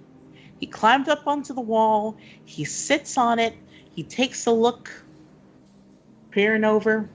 He'd be like, last chance.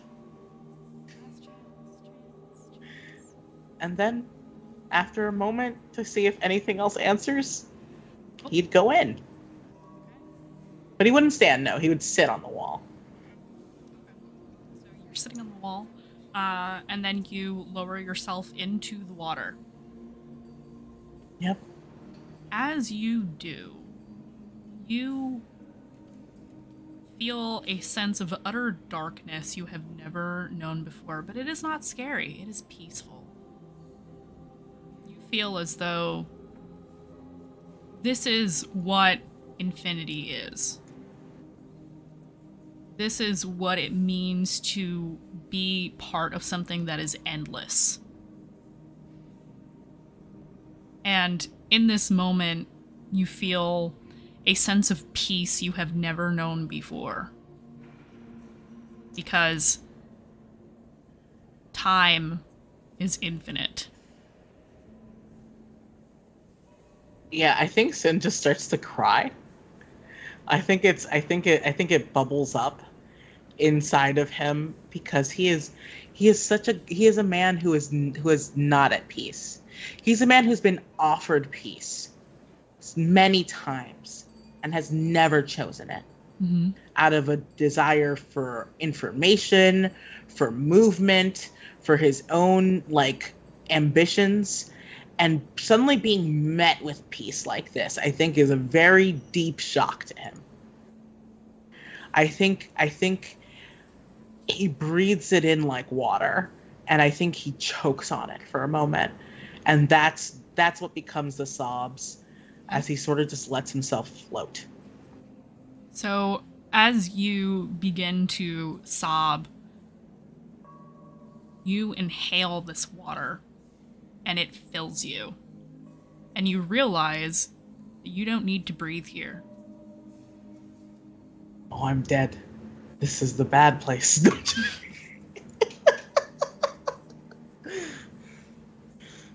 And it is a strange sensation to feel your body and lungs fill with water, and yet there is no pain, there is no panic. You are not drowning, you are alive. Mm-hmm.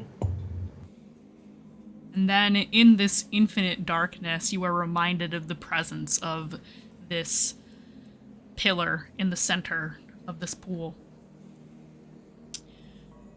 Sinark, what do you want in this moment?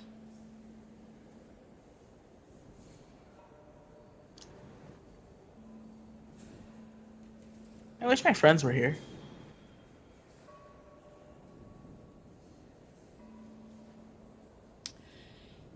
You feel the movement of this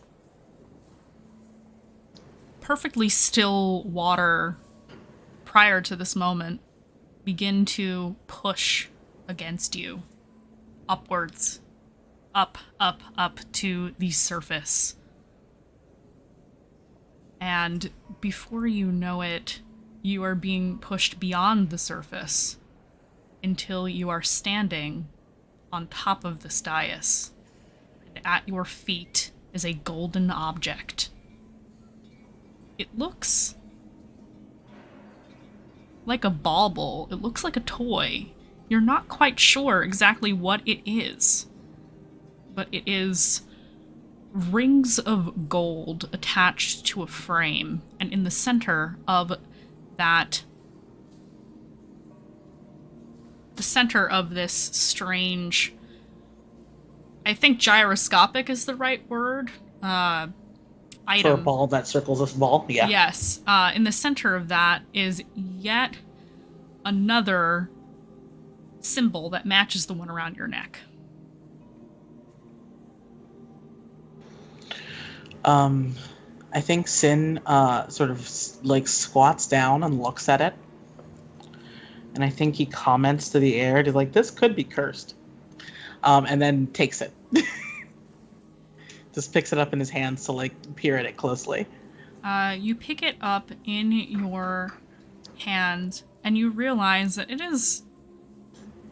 it looked bigger when it was sitting at your feet, and now that it is in your hands, it is small. It is palm-sized for you. Huh.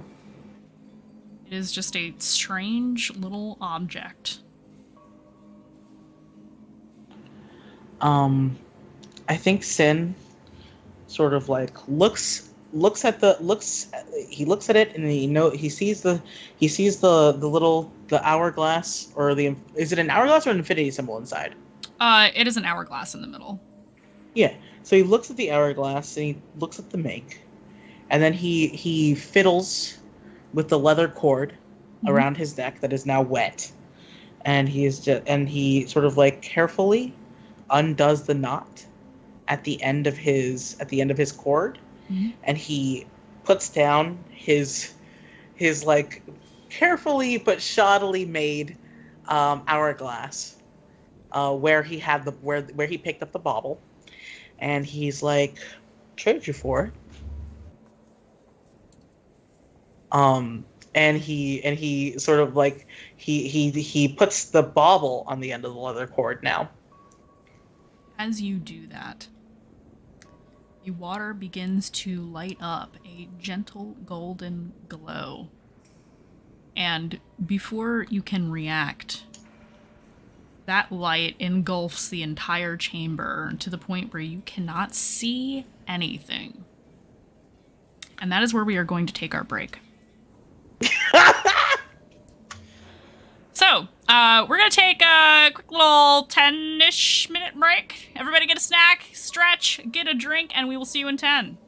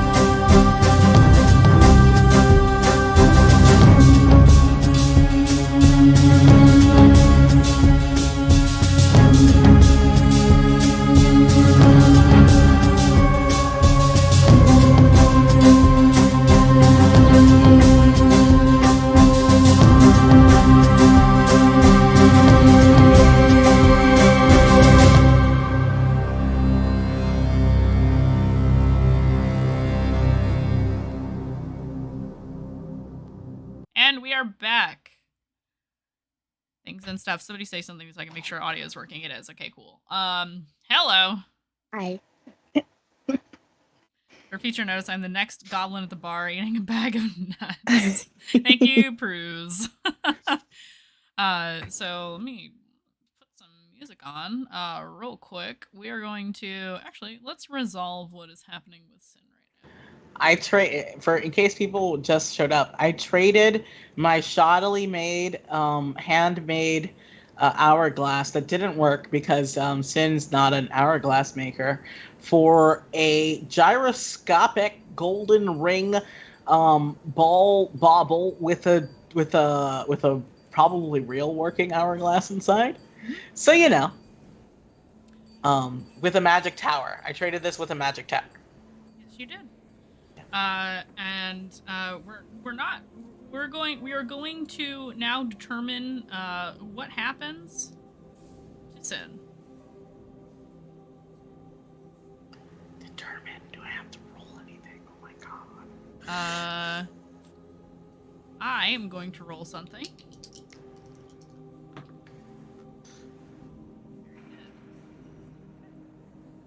So.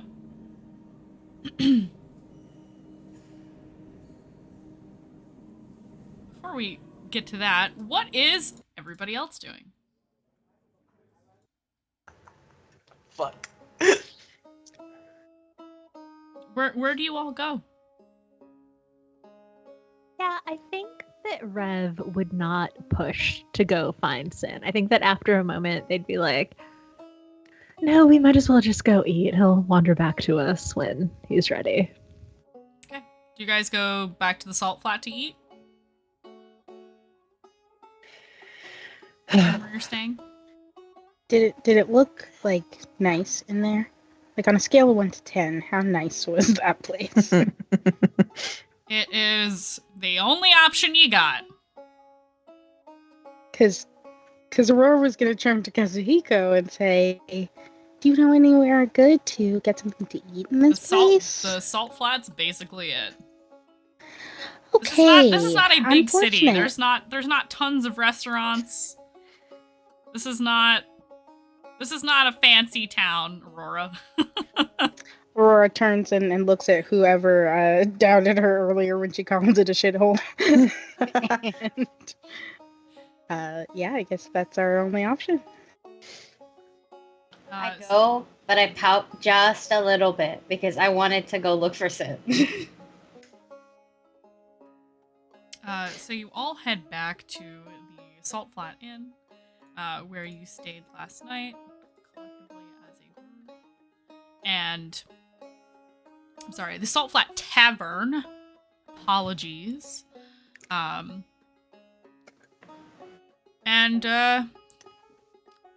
when you walk into the tavern/restaurant area of the building, you see Sin sitting at the bar. Sinark, you remember everything that just happened, except for how you got here. You have all of your gear. You are dressed. You don't really know how you got from tower to where you are sitting right now. And you are just realizing that as you are sitting there at the bar, as your friends walk into the Salt Flat. Oh. I'm Found glad. him. Really quick. Do I still have that golden bauble? You do.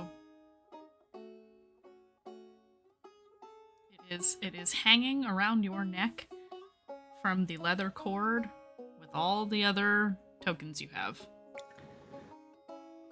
You see, like when you see Sin, like Sin looks up, sees you, looks really confused, looks down, and like I think he like for like the first time that you guys have seen, just like undoes the shawl, and you see this horrid collection of like symbols, and like he like is holding up this really nice looking golden bauble and like looking at it and then looking at everybody else and looking at it and just sort of like, hi, wrapping up the shawl.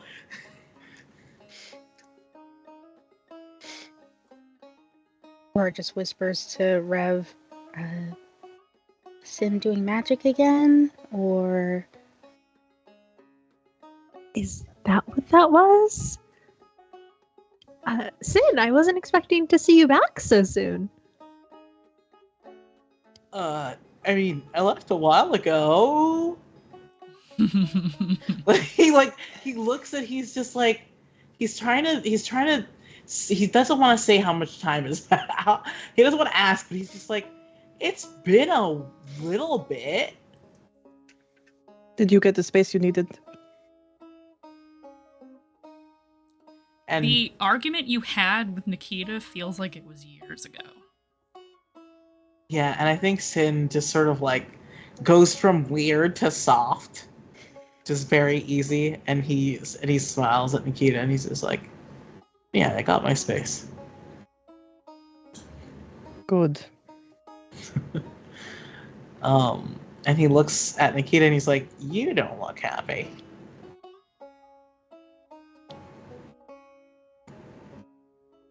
I'm fine. And he's gonna look at everybody else. He's gonna look specifically at Aurora. And just gonna be like, who won the fight? she won round 1. She's gonna like just really press into that mask that she's wearing. But yes, Kazuhiko did take the crown. You know I've got to defend your honor now, right? I gotta put him up with Kazuhiko. And he glances at the shifter, like making like a comical fisticuffs. He will grin at you, fangs and all, and say, "We can do that if you end up being serious about it, but I need a day." Oh, it's gonna be unfortunate. We're never gonna do it. I'm never serious about sparring. But he laughs and he's just like, and he looks at Nikita and he's just like, I'm sure you did really well. I tired them out, apparently. Hey, listen, you are a really great fighter. So I don't doubt it. And he just sort of like beams, and then he's like, but like he's also trying to like catch like Dai's eye, Daiu's a priestess, right? Daiu might know something, and he's like, and like he's just like, I need to talk to somebody about what just happened because holy shit.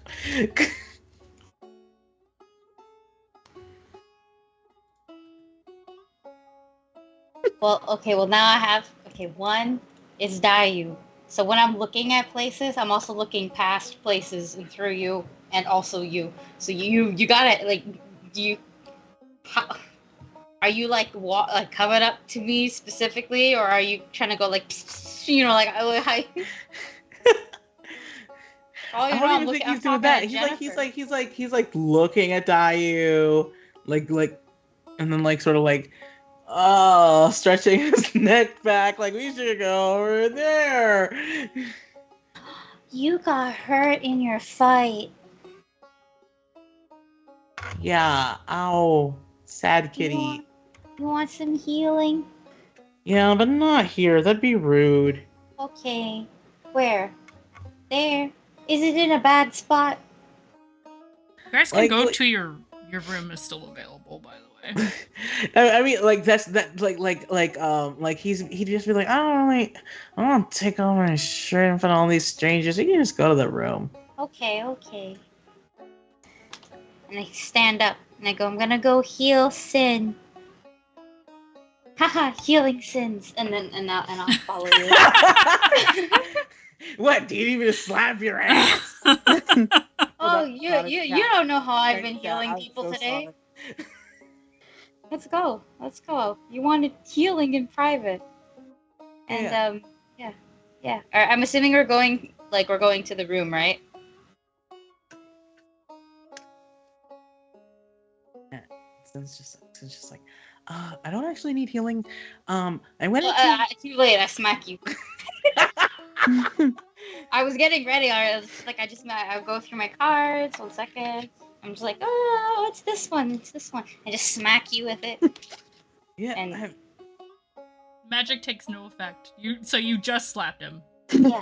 Yeah. No, I wasn't casting anything either. Oh, you're just slapping him. Okay. It was just slapping. I didn't even feel your magic on that one. Did you just hit me to hit me? No, I feel a block. I think he'll just believe that. I think he'll just choose to believe it. And he's like, okay, well maybe. I was just in a weird magical tower. I don't know how I got back here. Wait, DM, do I like the tower? Like I've seen the tower, right? I know a tower. Oh yeah, you saw the tower, yeah. Okay, dope. You don't know what it is though. I just go, oh, I should have guessed you would have went to anything phallic shaped. I hate that you're not wrong. I just, that's not usually why I go to things. They're tall. I like to be tall. I like to be tall too. Yeah. But like, I was like, I was just having a nice quiet time. It's been a while since I've gone to be alone since we've left Elkarai. Huh? Sorry, that was Jennifer in the background. Yeah. Gotcha. I shoo Jennifer for like a hot second. Yeah, and I just thought like I'd follow a couple personal rituals, and then something started glowing, and it pointed towards the tower. So I went towards the tower, and then like it told me to press on a thing, and I pressed on a thing, and then I went inside the tower. There were stairs. The door closed behind me. I couldn't leave, so I decided to just go up the stairs. And then I went into a dark room that echoed and had a pool. And then I went in and I experienced what true peace was, and I cried about it. And then I got this thing, and he just pulls it out, and he's like, "But when I got this thing, I kind of just wished you all were there." And then I was in the bar. I was at the tavern. I don't know how I got here. Can I make like a roll to vibe check this sphere? Make an Arcana roll. Are you? So I'm sorry. You're vibe checking what now? The sphere, The because sphere. The bauble. the bauble. Yeah. It's actually flat right now. The flat. So it. So you're vibe checking an item. Yeah. Are you trying to determine if it's magical? Well,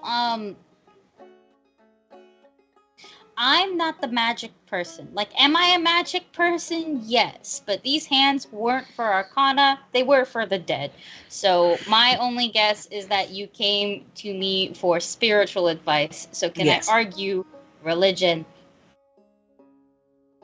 Sure. Dopey dope dope dope. 16.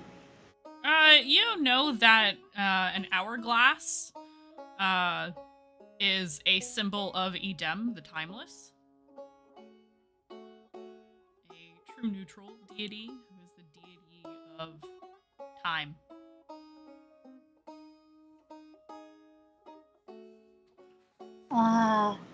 Party.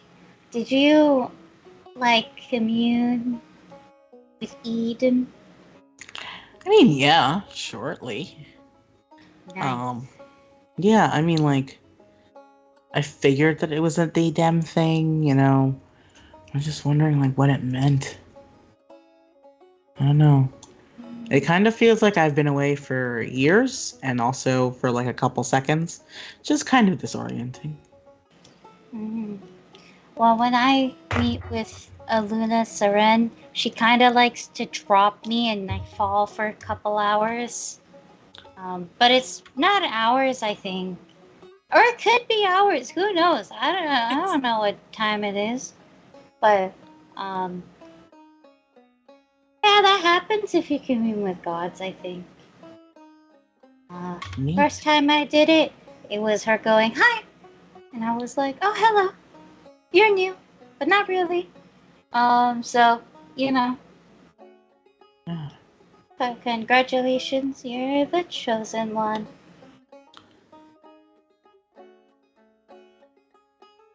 I guess.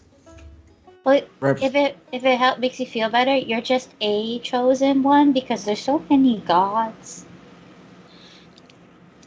Yeah. And he, once again, pulls down the shawl, and you can see all the, You got a monopoly of gods. a monopoly? It's all of them. Oh, that's fair. Yeah. And It's the whole board. No, can't pass go. Can't collect $2. mhm. Yeah, I mean, Is there anything you want to talk about specifically, or are you religious? not in the way that most people are.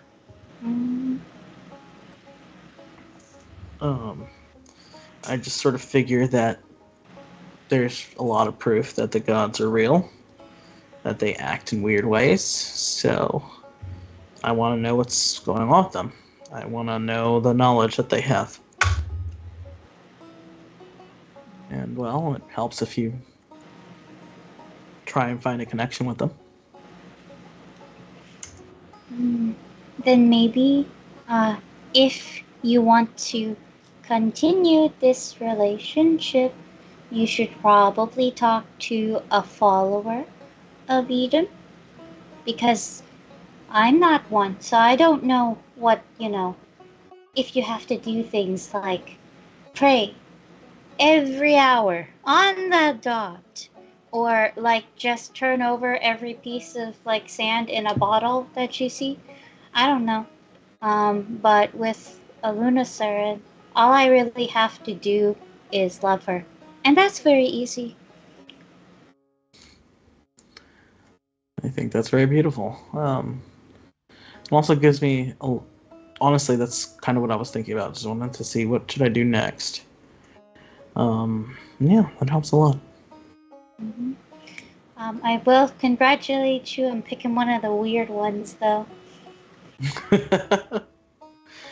I think that they're all really weird. Mhm. But I can't say that outside because I'm a priestess of the moon, and that's just gonna look really bad. Yeah, who knows how mercurial a moon can be? Get it? Because that's a planet. No, I'm joking. Oh my god. Rocks fall, everyone dies. No, Sin, I would like for you to roll me a religion check, please. While you're having this conversation about worshipping Edem. 21. Very good. The Edem is different from other deities in that there is no organized religion under Edem. Time is considered an inevitable force, and therefore is not something that people consider to worship. Everyone believes in time because time exists.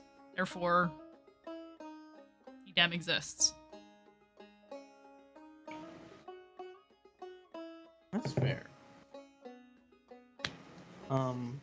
Yeah, I think Sin sort of like is thinking like, how do I find a follower? And then he's like, oh, I don't know if you know this. Edem doesn't really have followers. Who made that temple? A follower, maybe. Just because there aren't any followers doesn't mean no one follows. Yeah, it's not organized, but I'm sure somebody. Okay. Yeah, that's neat. I think you just gotta believe at some points. I mean, you chose the one that. Well, the one that chose you is the one that I would say is very easy in concept because you can just go, I don't believe in time, but time doesn't care because time will keep moving on and you can stand still, but everything else will die. But with it in your case, I think all you have to really do is just seek out principles of it, or maybe keep asking the right questions. And I mean, when in doubt, you can just try and reach out yourself. So you start the conversation. Yeah, I figure. I just feel like there are so many more questions now than there were answers. Mm-hmm. That's what happens when you talk to me. I think Sin turns his attention fully on Dayu in that moment and is just like, you make it seem like you're trying to discourage me. I love talking with you. Good, because I talk about nonsense that only makes sense sometimes. It's a joy, Dayu. That's gay. Yeah, that's alright. And Sin sort of stands up.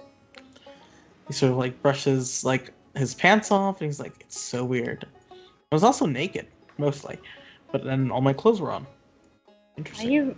Are you ever truly really naked because you're covered in fur?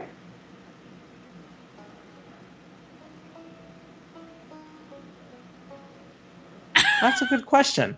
I think common decency would say that I must at least have on small clothes. Oh my fucking god, you guys. But I wouldn't put pants on Smar.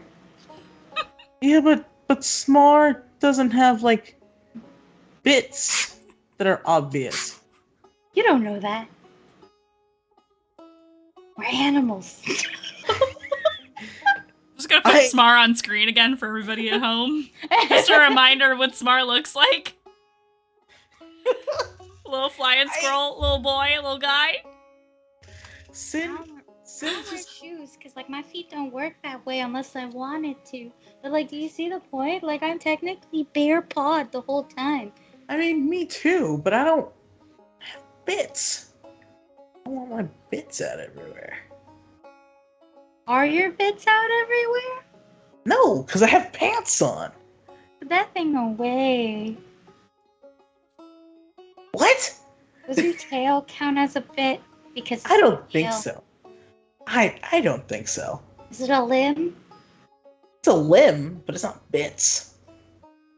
You seem like you're going really out on a limb here to convince me. And this is how I'm gonna keep talking to you. You don't have to continue. We're gonna cut back to the rest of the party. Yeah. You guys can choose to return at any point during this conversation. Sin would be like, it's time to go back downstairs. We're gonna downstairs while those two figure out what the fuck they're doing. After having that lovely, wonderful, amazing conversation, and Kazu is sitting at a table with the rest of you, and has already ordered all manner variety of food, because when a man is hungry, a man is hungry. And he kind of looks to you all and says, "So, what is the plan for the rest of your time here?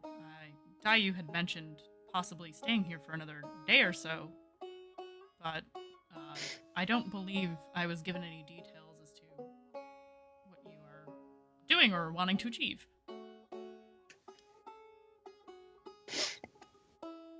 I came here to fight Sin. Oh. I mean, that's not why you came to town exactly. That's why you came to the, what's it called? The temple? Oh, the pit, yeah. The pit.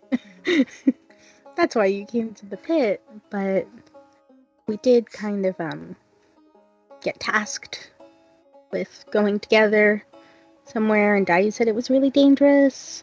True. And that we probably need some assistance in getting there. What's it called again? Hello. Oh my god, you guys. Hallowgate Necropolis. Yes. Hallowgate Necropolis. Listen, I was pretending because Aurora isn't good at these things. I did remember. I'm a control flying kind of girl, so sorry. I'm going to put it in your notes. I have notes. I'm sorry. So we, thought it might be helpful to have somebody who knows the terrain and I guess who can do cool stuff because you beat our big friend in a battle. Story of my life. Nobody ever remembers names of towns that I create. Ah! The one who does is not here. I'm too busy drilling Sin.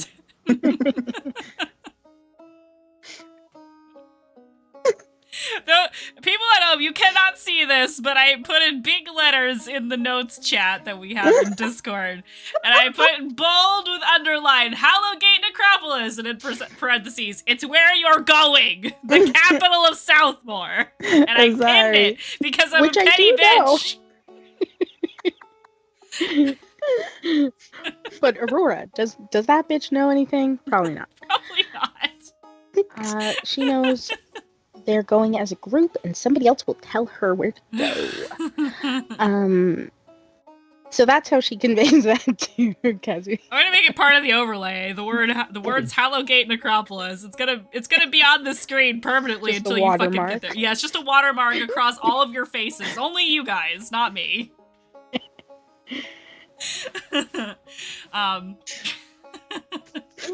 Yes. So this is a. Why that emote? Okay, I'm minimizing Discord. You guys are fucking ridiculous. Sorry. That's how I feel right now, is that Elmo emote. Reddit as a pre-stream tongue twister. I don't feel like Hallowgate Necropolis is that difficult to say. It's just long. See, I think the problem is that I've never said it before, so it's not like... Okay, everybody say it with me now, even at home. Hallowgate Necropolis. Hallowgate Necropolis. There you go. Alright, so... Anyway, that place with, like, all the dead people and stuff.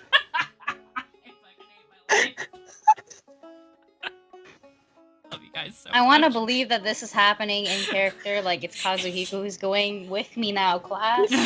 Yes.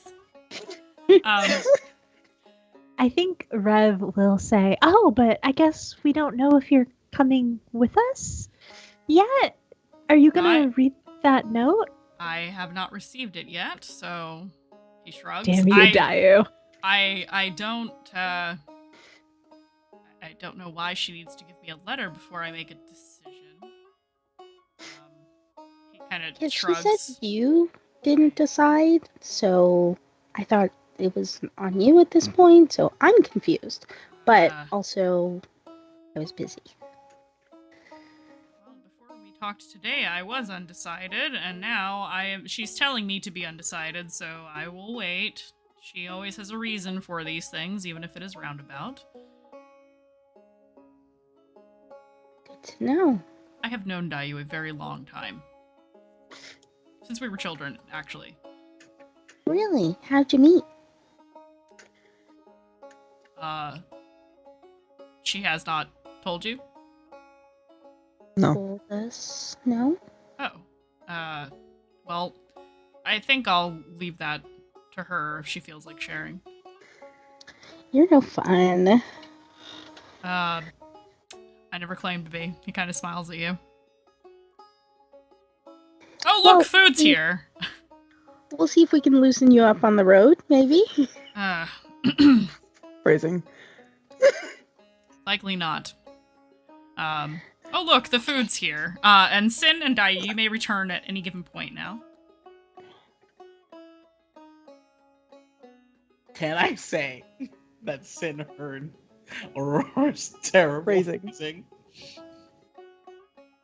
Nope. No? Could I have? I got big fucking ears. Yeah, you guys heard it. I'm just gonna give Hear you my that ridiculousness. one. Yes. Sin will, like, pat Dayu on the back and be like, oh, people looking to loosen up Kazuhiko already, and says it loud. Sin, you didn't see the fight. Not sure how appropriate this conversation is. Well, you're gonna have to get used to that. Great. I promise you that I get tamer as we go. No, you don't.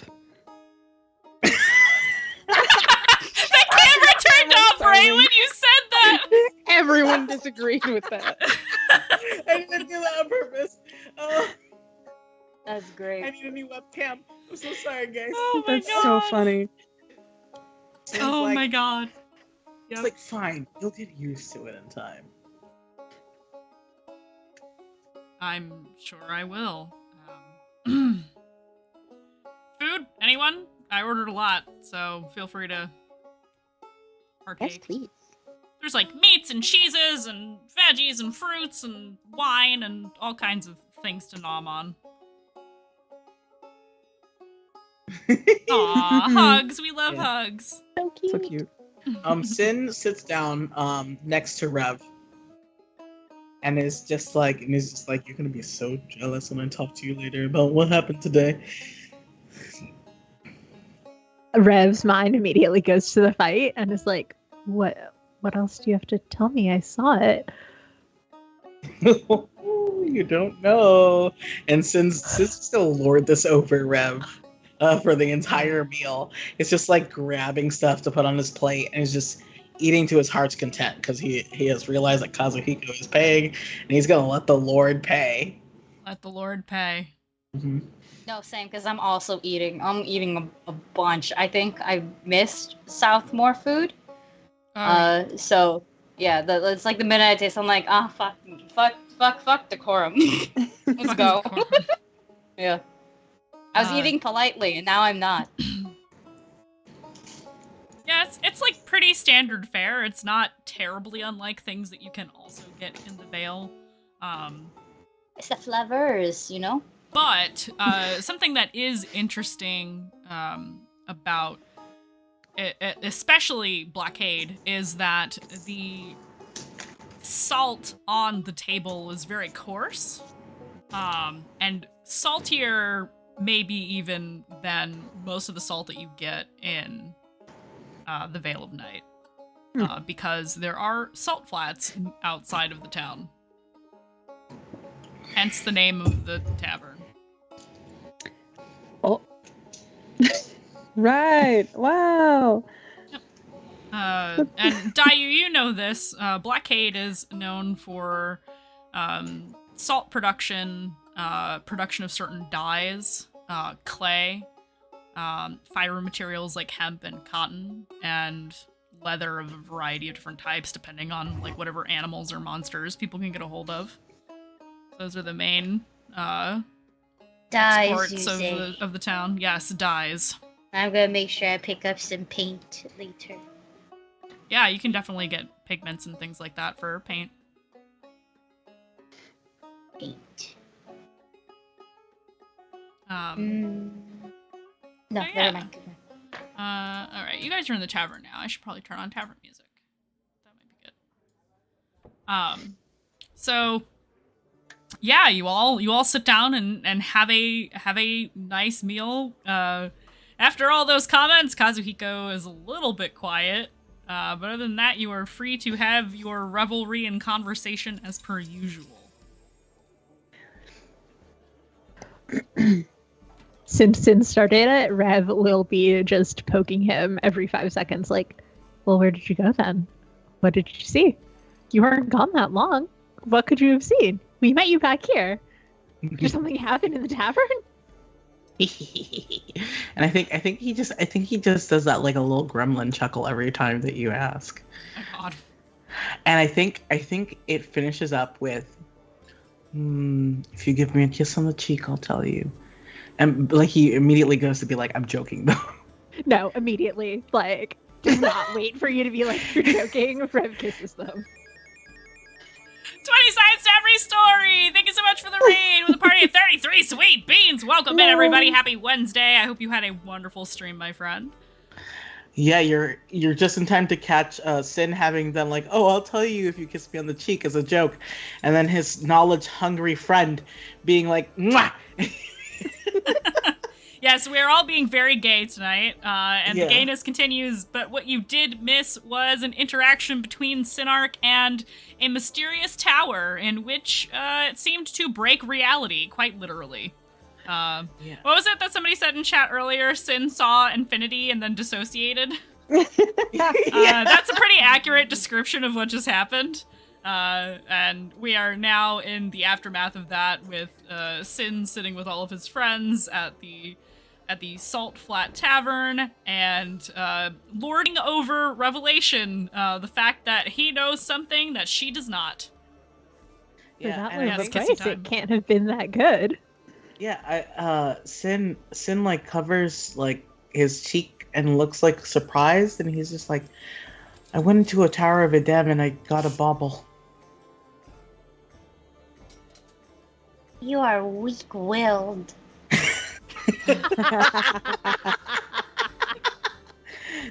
Which one?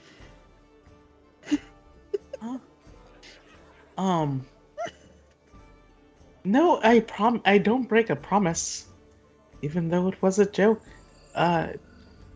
That's what happened. The Tower of Ed. Is that what that building was? The Yeah. one without the door? How did you get in? He looks and he's just like, he looks at Kazuhiko, and is like, is it gross or charming to ask for another kiss in return for information? I don't have many gentleman friends. I'm gonna roll for this. You could just be like, in society, it's probably a little gross, but he kind of looks at you and says, depends on your relationship, I suppose. I would probably say not to ask for another one. that's fair. That's unfortunate. Keep going.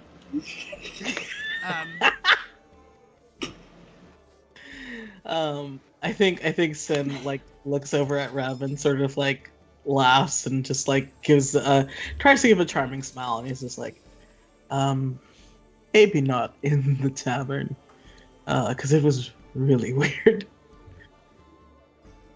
Okay. Tonight? Yeah.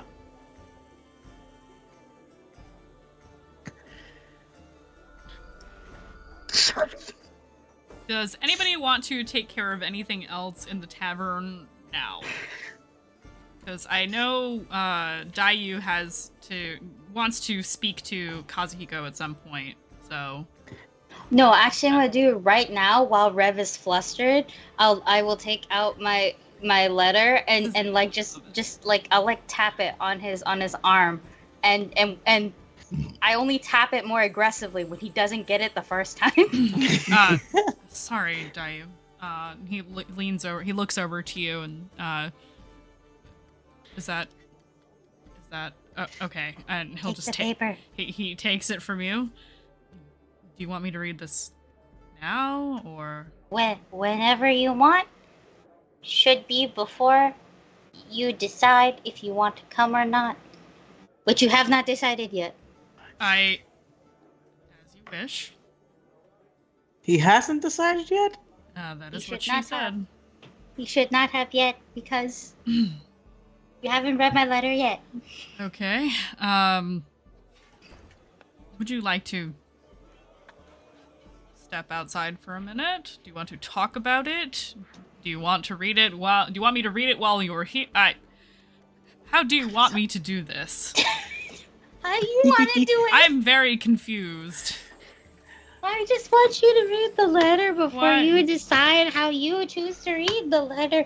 Is up Why to can you not? Why can you not simply tell me what you wanted to say? Oh, because I'm not good at telling you what I want to say, fucker. Okay, all right. Holy shit. He will get up and say, "Enjoy the rest of your meal. I'm going to take a walk." Yeah, Sin's just like, alright, buddy. Thanks for the meal. If you need anything, I kind of get it. Dayu, would you like to read the contents of the letter, or am I narrating it? Whatever. I don't know, because if I read the letter, I'd like to read it at the end of the stream. Okay. We will reveal the contents of the letter as part of your confessional. How does that sound? Yeah, Okay. that's good with me. Perfect. So Kazuhiko gets up. He has already paid for the food that is on the table, and encourages you all to enjoy, and that he is going to probably head back to where he is staying for now. I would ask the table before we go do whatever the hell we're gonna do. So if he says yes or if he says no, are we leaving tomorrow? Like, this is basically what we're here for. That's what I want to know. Dayu, you wanted to find an alchemist or something to sell the parts, but other than that, I don't think I have anything else to do around town. Same. Yes? Oh, I was just gonna ask DM, what time Yes. of day is it right now? Presently, it is probably about 2:00 in the afternoon. You guys got Oh, yeah, up 'cause we went early. early in the morning. It's like You 2, had, this is lunch. you had breakfast and went straight to the pits. So technically we could do what Dayu wants today, or we could do it tomorrow. So we just need to know, yeah, what else needs to be done. Barmaid walks by the table, and says, Lord Redfang said that there was another round for all of you. What would you like? Fine. Wine. Okay. Ale. Oh, okay. Wine, ale. She's pointing to each of you, taking your order, basically. Pretty much whatever you ask for. And look at that. There's a local standing in front of you with possible knowledge of where things are in the town. Hint, hint, nudge, nudge, says the DM. This is like Alive Jennifer. I'm just gonna change my name to Jennifer after this session. Dayu will ask him. We're looking for like the local alchemist and textiles. Oh, Oh, well, there's an apothecary here. The Desert Flower. It's off the, if you go to the main square, it's off to the west. The sign's pretty obvious. It's literally a flower. so it's difficult to miss. And if you're looking for, are you looking for dye by chance or pigments? I am. You could probably find those at Arkan's Goods. That's on the opposite side of the square from the Desert Flower. A tailor in town? Thank you. There is a seamstress, yes. Ooh. Thank you. What's the name? It's called On the Seam. That's a great name.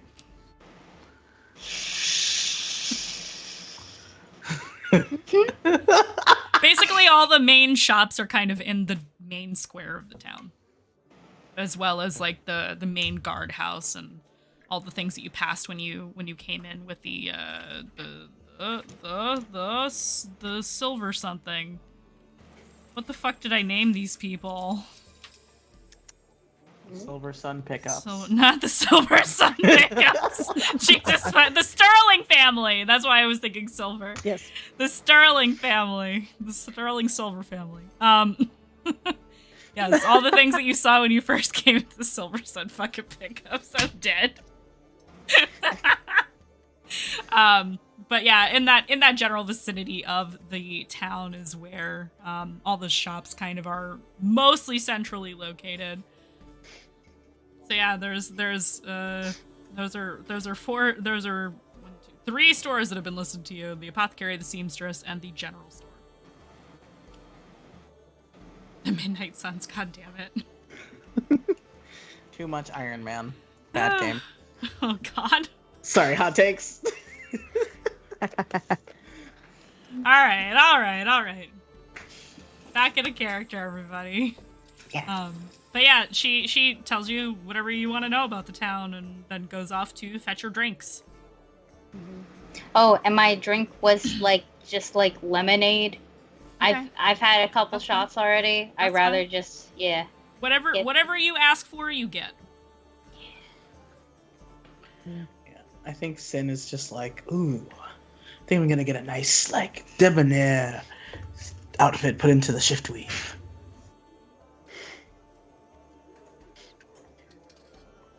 Who knows how we'll have to dress at Hollowgate Necropolis? You can wear a cowboy hat. What's a cowboy? It's like a minotaur. No, it's a shifter that can turn into a cow. I'm a bunny girl. Oh. Yeah. Oh, I thought it But was they like just- a minotaur name. Yeah, but they're really good at herding, and that's usually like their job. So they, they have these really cool hats, and they wear it. Cute. Oh. You should show me one and I'll see. Yeah, show me one too. They also wear assless chaps. Ooh. That might be nice for the tail. It's also That's nice for the uncomfortable. ass. See, look at what you've done to me. What have I done to you? I spent like 3 or 4, 5, 6, 7 days with y'all, and now I'm so vulgar. You're not vulgar, you're fun. You're a little vulgar, but it is fun.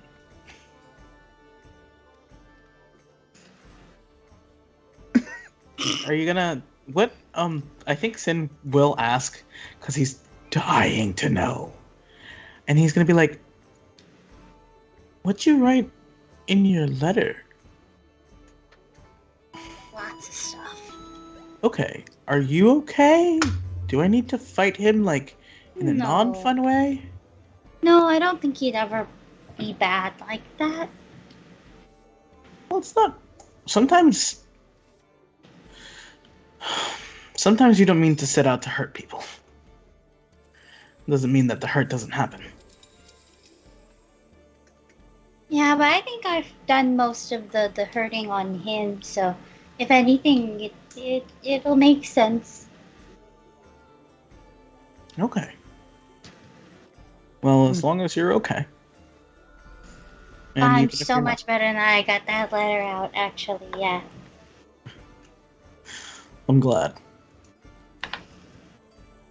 Me too, but I was wondering, how did you guys meet?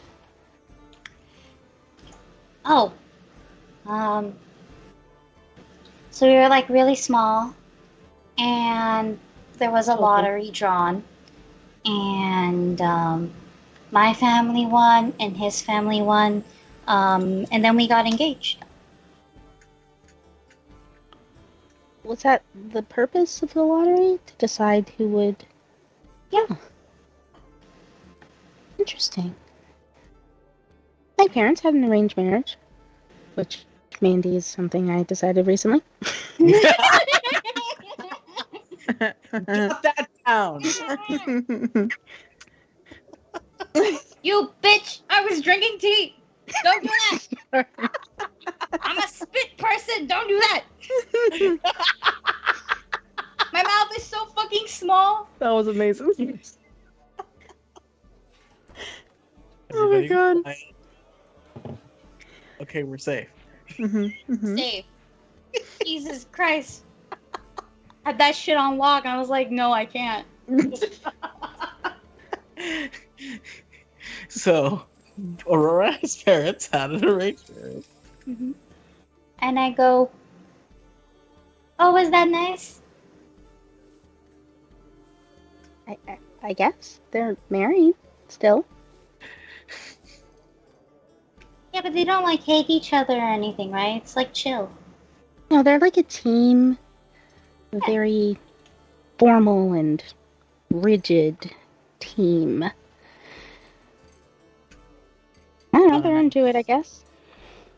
Battery I 80%. mean, they had a child. Yeah, a couple. Sounds I like they're didn't know into you it. had siblings.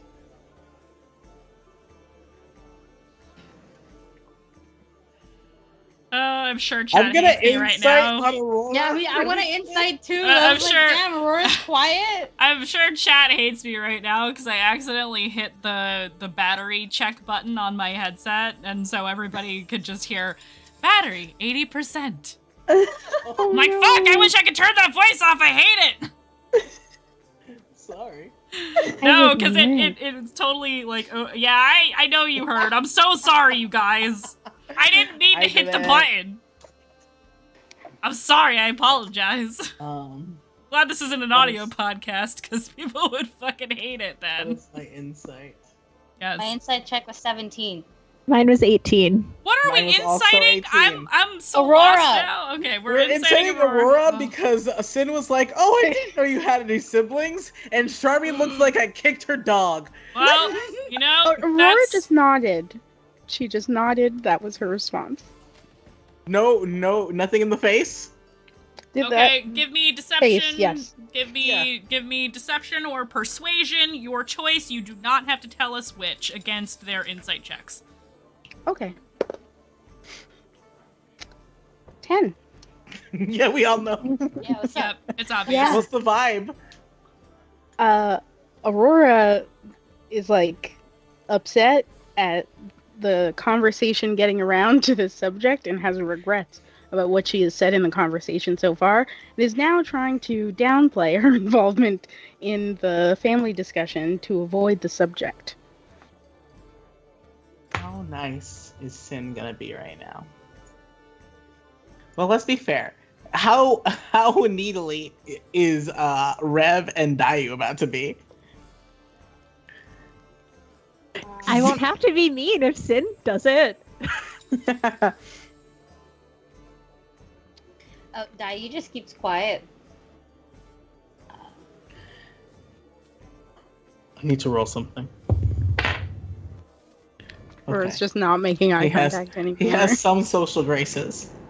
Sin will be like, "Sorry, didn't know it was a touchy subject. We don't have to talk about it." We were talking about Dayu and how... You know that that's not fair, right?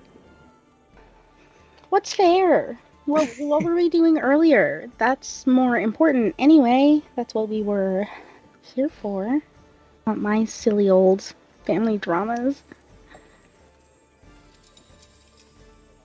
Sin is giving you the eyes that are like, it doesn't sound silly. and is just sort of gonna sort of like nod and be like, all right. I think it's best we finish eating, split up, do what we can, and see how we can leave tomorrow. Rev is sorry. Rev is giving you the eyes, like, dramas? Eye emoji, eye emoji, eye emoji. Yep. So, things and stuff, you guys. What y'all doing? Where do you go first? Wait, Dayu. I gotta figure out what voices I'm gonna do. I really want to get the alchemy stuff done because alchemy takes time, and I want those giant strength potions more than I realized. Not for me, but to make my big bitch bigger. I do think that Mario was gonna say something. He said, "Wait, Yes. Dayu." Mm-hmm. Oh, my bad. You're fine. Yeah, no worries. So you were engaged with him Yeah. for how long?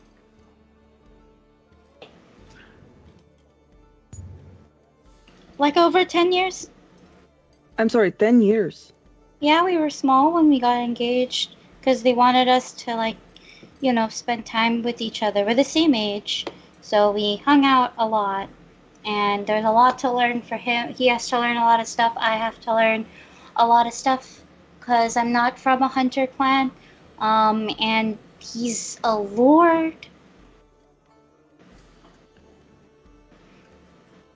And when did you leave your home? Like 2 years ago, yeah.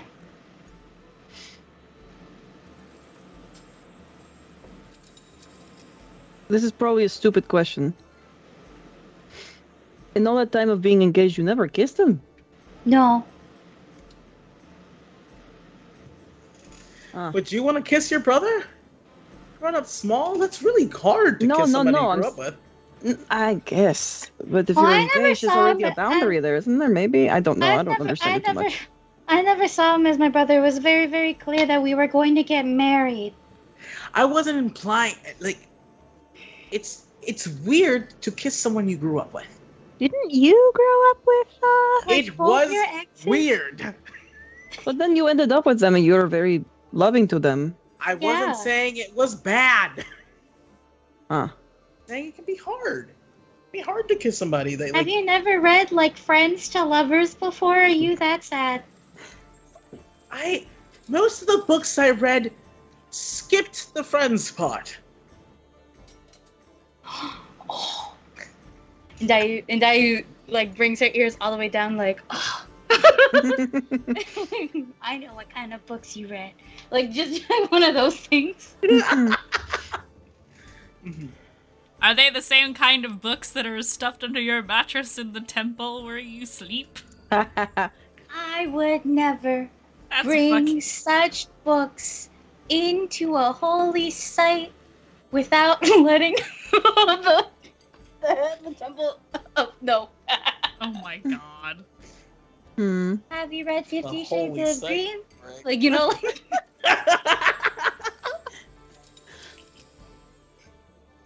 Did you say I'm 50 sorry, Shades the of chat? Green? Yep. Yeah. All right.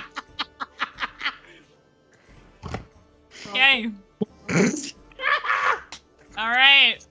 Can I get some squirrels in chat? We're getting squirrely. These side chats, man. I can't. We're I'm sorry. getting squirrely in here. Jesus Christ. So you all head to the apothecary. I'm gonna move you along now. You're all heading to the apothecary now. Okay. I'm just telling you, you're going now. Yes, DM. That's right. So you all wander through town. I'm gonna turn off the tavern music now. Doot. Okay, so you are now walking across town to the square. It's not a terribly far walk until you get to the main square. In the center of the square is a large well that is available for public use. It is not the only well in town, chat. It is just one that happens to be right there. And you can see you can see a variety of different stores in this square. God damn it, I gotta stop looking at chat. Fuck you, Seth. Oh, God. No, DM stands for Daddy Madam. Get it right. I need a shirt that says that now. It's all Well, Aki's fault. actually, for you, it could just be Daddy Mandy. It could be Daddy Mandy. It could be. But you find all the stores that you were looking for. They are readily and easily available to see in the square. You see Arkin's Goods off to the east. Kind of in the center, you see On the Seam. A few more doors down from that, you see Gem Set Finery. It appears to be a jewelry store. And then on the far west side of the square, you see the Desert Flower Apothecary.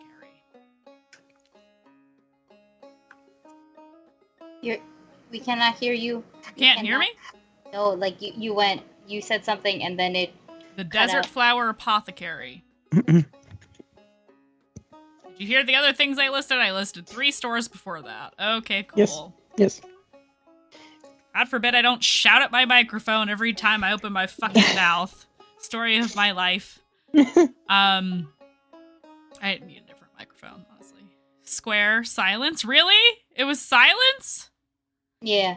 On the west, okay, I'm gonna start over, okay? Eastern side, you see Arkin's Goods, the general store. Kind of in the center, you see On the Seam, the jewelry, the seamstress. A couple doors down from that, in a westerly direction, you see the Gem Set Finery jewelry store.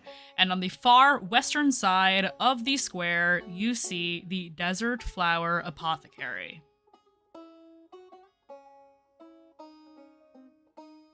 Okay? So, I presume you are heading to the apothecary first, because that is what Dayu said she wanted first. Anybody object? Nope. Okay. So, you all walk up to this place. It is an interesting building. Jesus fucking Christ. You guys are the actual worst. Ugh, okay. You walk up to I'm just gonna ignore you and keep moving. You walk up to this building. It is looks pretty plain other than the sign. The sign is very beautiful. It is of a faded red protea flower. It is something that you do not see very much of out in Southmore. You're not quite sure why that's the symbol of the apothecary, but it is. It appears to be. Oh God, sorry. It appears to be very plain, other than the sign itself, and yeah, it's just kind of a plain gray building. Nothing exciting. In the window, like there is a window in the front of the store, but you can't really see very well into the store from this large kind of bay display style window because it is full of plants. A variety of different plants. There is a little silver bell hanging above the door. And the sign on the door says open. I go in, and I'm carrying the smelly objects. Okay. Okay.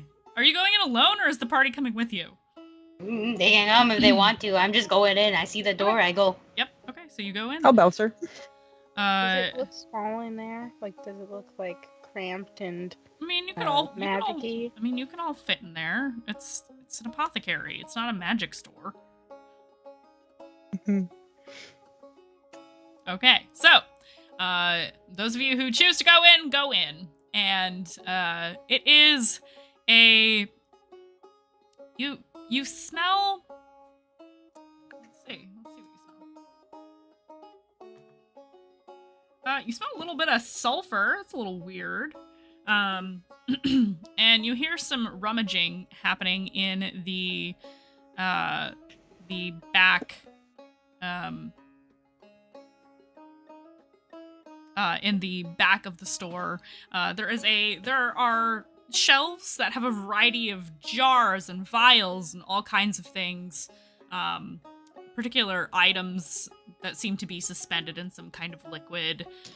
There are baskets that have what appear to be a variety of loose, different kinds of seeds and dried flowers and things like that. They're just kind of like baskets, kind of like lined along the floor and then hanging on the wall in like tiers going up. They're not super huge baskets, but they have like dried goods in them. You see a large barrel in the corner that has a lid on it, and there's a skull on the side of the on the side of the barrel. Guild Superior, thank you so much for the raid of 17. Sweet beats. I hope you had a wonderful stream. Do I see DM Dave in there somewhere? I hope you all had a wonderful stream. If any mods are on, can you please shout out Guild Superior, my wonderful friends? Actually, I don't know if I can talk about it yet, but I may or may not be over on Guild Superior in a couple of weeks here, so we'll talk more about that later. For now, mostly a secret, but also now it's kind of not. Nobody said I had to keep it secret. So, yes, so you have entered the apothecary shop. You find all these things, these baskets with the dry goods, the variety of jars and things. There was no NDA. Variety of jars and things like that that have a variety of liquids and items kind of suspended in various liquids. You're not quite sure what kind.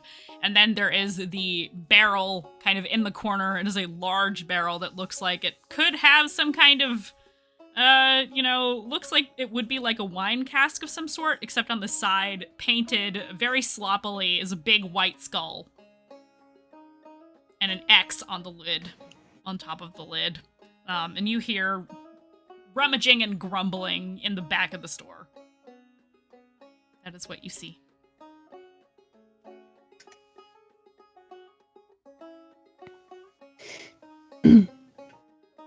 Dyer, you want to? Oh, yep. I go up to the counter and I go, hello. You say that and you hear some more rummaging and then grumbling, and then from the back room emerges a tall, lanky, elderly human man. He's got kind of messy, grayish white hair that's probably would have been like a little bit like spiky-ish when he was younger. Now it just kind of looks a mess, like he rolled out of bed and is just kind of, working on stuff. He's got ruddy cheeks, kind of a sharp hawk nose, weak chin, looks to be maybe in his 60s, and he kind of looks down at you because you're short and he's tall, and kind of says, how can I help you? 2 questions. One, we have these, and I put all the giant parts that we got, but especially the toenails, and we were hoping you could make some potions for us out of them, except for this part. I don't know if you need giant hair at all, but it's here just in case if you're interested. And my second question is, how come it's called a town square when it's actually built like a circle? What kind of potions do you want? Yes, I want giant hair, and I don't know why it's a square when it's a circle. That's just how it is. That's so confusing. And, potion of strength, but can it be made into anything else? Well, if you want to pay extra, I can make poison with it. And I look to the rest of the party and I go, do we need poison? Not in this. the foreseeable future? Unless giants would be weak to the poison we make with giant toes?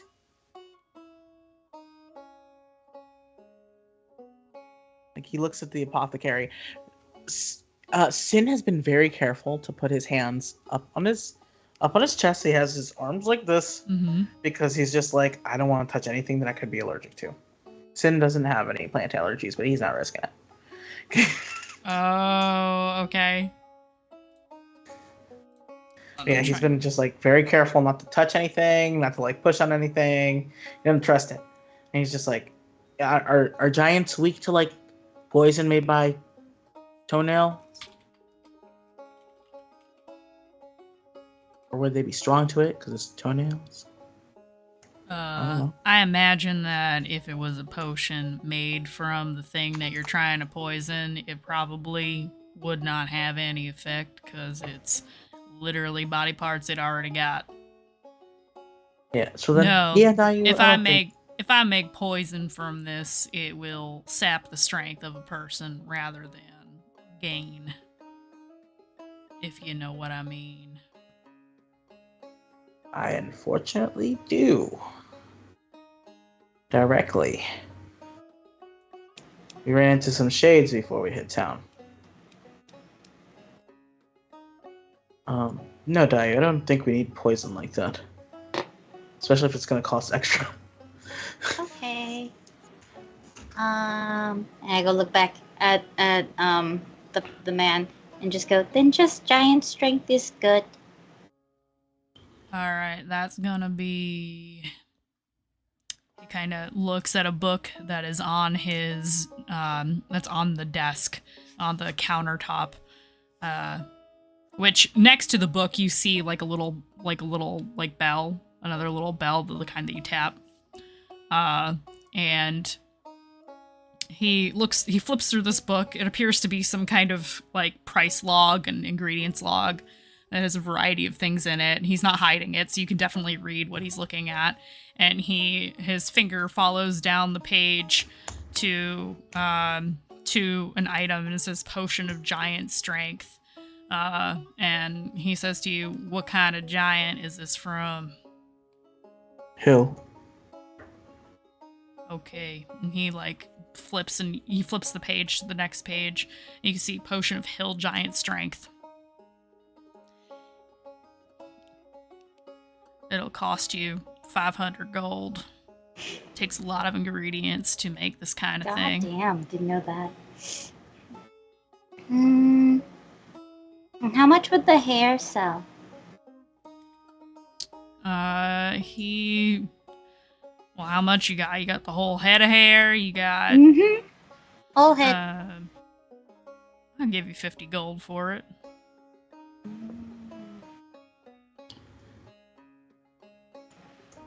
These ingredients are hard to get, obviously. You kind of have to kill a giant in order to get it, so I think 50 gold is a pretty good price.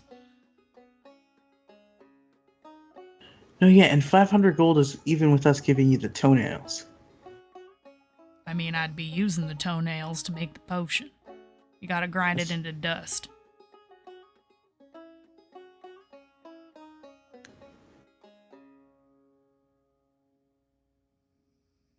It's not just a trade, you're giving me ingredients. Takes a long time to make, too, a couple weeks. Well, you gotta brew it. If you don't brew it long enough, it's just gonna kill you. That's true. Okay, that shit aside. Hair will sell. What can you make use of? Giant's blood.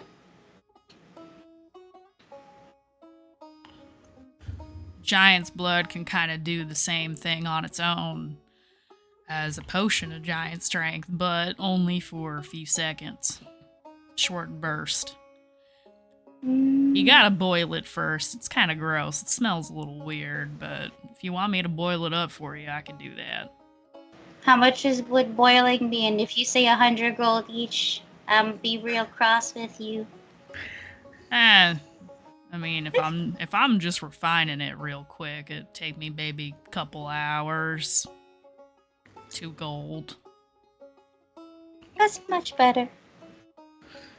We okay with short bursts of strength for now?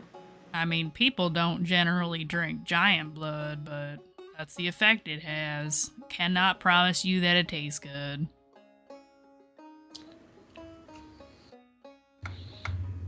I can make it taste good. And I just, I have 3 vials specifically because I Okay. remember that was what I had. Yep. I went and I Yep. searched through all our notes. I have 3. Yep. So I'll give that, and I will pay for him to refine it. Okay, so he will But- take. He Yeah, will and we're take selling the money and the hair. Okay, he will take the money and the vials from you and set those off to the side.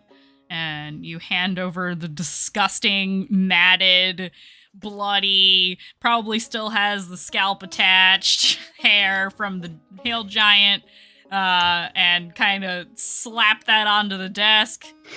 He does not seem phased by this thing, and he kind of looks at it and goes, "All right, 50 gold. Yeah, that's a lot of hill giant hair." And he kind of like rummages around under the desk, and pulls out a bag and plops it on the desk after he takes the hair and sets it on another counter behind him. By the way, it smells because you've had it for a couple of days. It's pretty fucking disgusting. It's okay. I've been prestidigitating it this whole fucking time. Gross.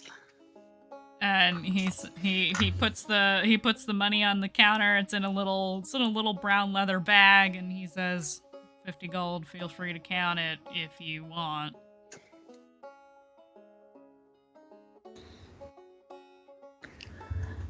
I mean, Sin can wait. Sin would pick up the bag and sort of jiggle it around, and Sin's like, seems good. Yep, it feels like 50 gold. Yeah. All right, you want anything else? Cause I got some stuff boiling in the back, and I don't really feel like socializing. So No, but you said 2 hours Yeah. to come back. yep, Okay. come back in a couple hours. I'll get these started right away. Yep. I take my And- toenails and I go. Yeah, he immediately. I mean, you could have offered to sell the toenails, but I want to make them into the. Well, actually, do we Alright. want to sell them? Because I wanted to make them, but like, well, do you If you have would rather a alchemist kit? yeah, I do Okay. because Sim bought Yeah. me one, and then I got yelled at when I forgot that Sim bought me one. Okay. Are you? I was forget, about to are- yell at you again, and you. Yes. I forget. Did we discuss whether or not you are proficient with an alchemy kit? No, but that Okay. we did discuss that it was totally something I can work towards. Yeah, you can work towards it. Yes. Okay, so we can settle that at another time. So he kind of sends you off on your way, and you take the toenails with you. Yeah. Gross. All right. Cool. Is there anything anyone else would like to do before we get into confessions? Because we got about 20 minutes left, and I know we are all tired. Several of us have had a day today, so I want to be mindful of that. I can do my thing off. Like, you guys can figure out about my shift weave when it happens. We can resolve it next session if you'd like. Yeah. Or it could be a surprise for the audience. So we'll talk about it. Yeah, we'll talk about it offline. We'll talk Awesome. about Yeah, I don't need to roleplay me getting paint. I just want the paint that is a little harder to get Mhm. anywhere else besides here because of the monsters. Yeah. Okay, cool. So let's hop into confessionals. And then we'll resolve other stuff next time we meet. And we'll get into the schedule for May after confessionals. So, Rev, it's your turn first.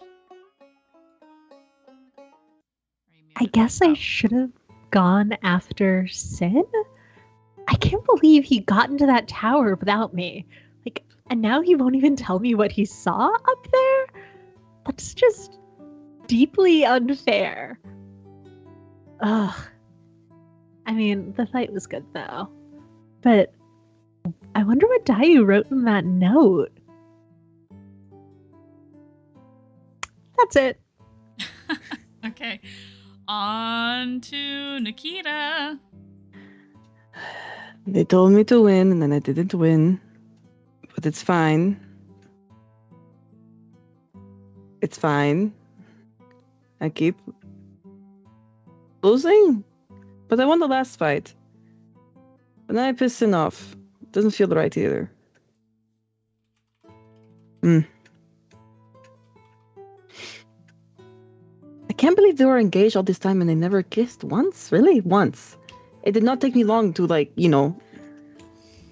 whatever. Okay, that's all that's it. Okay. Sinark. Sorry, I had to recover from that. Same though. Yeah, since, like, I can't believe she kissed. That was nice. No, bad. Ugh. All right. So I was gone for, I think, maybe half an hour, but it felt so long. But it doesn't feel bad. It just. Hey, Dem, huh? Hell of a thing to write about to Tawny. And, like, he picks up his journal and starts writing. And that's it. I love that. Okay. Aurora.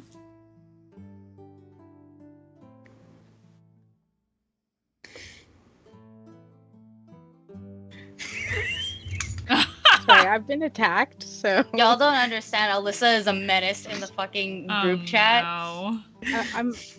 I'm getting into it. Okay, what I was going to say. Yes. I can't believe that Dayu was engaged since she was a little kid. Like, I wonder if they're like a really like weird, boring, rigid couple, or if they're more of like a fun, chaotic, like current Dayu. Kind of interested to find out. Hopefully he comes with us or whatever. Like, so weird that they didn't kiss. Fucking brutal. I should probably stop bringing up things I don't want to talk about, though. Gotta get the gossip, not share the gossip. And that's it. Okay. And now, the moment you're all waiting for, Dayu. You asked me a lot of questions, and I had a lot of answers. I didn't say them because I didn't want to hurt you any more than I already have. We were raised to never be selfish and to put our clans before ourselves. But I think the only way I can answer your questions is to be selfish, so I will be. Mother always told me to protect my little sister because I am the eldest, and it is my duty. My father always said that we were stronger together and should never be apart. My other father said that I am the rock that holds our family together, firm and strong. When Malin died, I truly felt like that rock. I am a rock in a river, and everything moves around me or bumps into me. Sometimes I can help others get across, and sometimes I get in the way. All I know is that I am stuck, eroding, while everything moves on. My wounds still hurt, and my lungs still burn, and I am not the same, and I never will be. I cannot mourn my sister because something I can't even read tethers her here. I took her place as your bride to protect her because she didn't want to marry you. She took my place as the moon priestess, and so she took my place when she died, and I took her life, and now I'm taking it again because I thought if she felt unburdened by her duties, her soul would pass on. And I was wrong. I didn't stay away to forget and pretend like it never happened. It still haunts me. Its poison is still in my veins and scars my skin. I can't get it out. It only grows and festers, and I only feel clean in the stars' temples. And I can't bring this home or I will make the walls cave in. I want you to know that I would have very much liked to be your wife. I will go with you to speak with the elders and answer to the borough, but I must see this mission through first. I need to know that there is more to me than being a failed wife, a failed sister, and a failed daughter. Sometimes I wonder if you would have ever chosen me if you were never told to.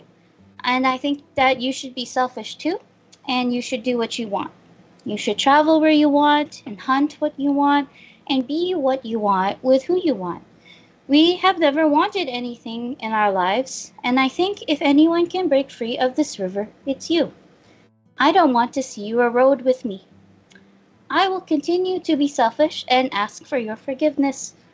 But do not forgive me because you are obligated to, and do not help me because you are duty bound to, and do not want me because the elders told you to do so. You should do things for you. I'm sorry this is a very long letter. Dayu.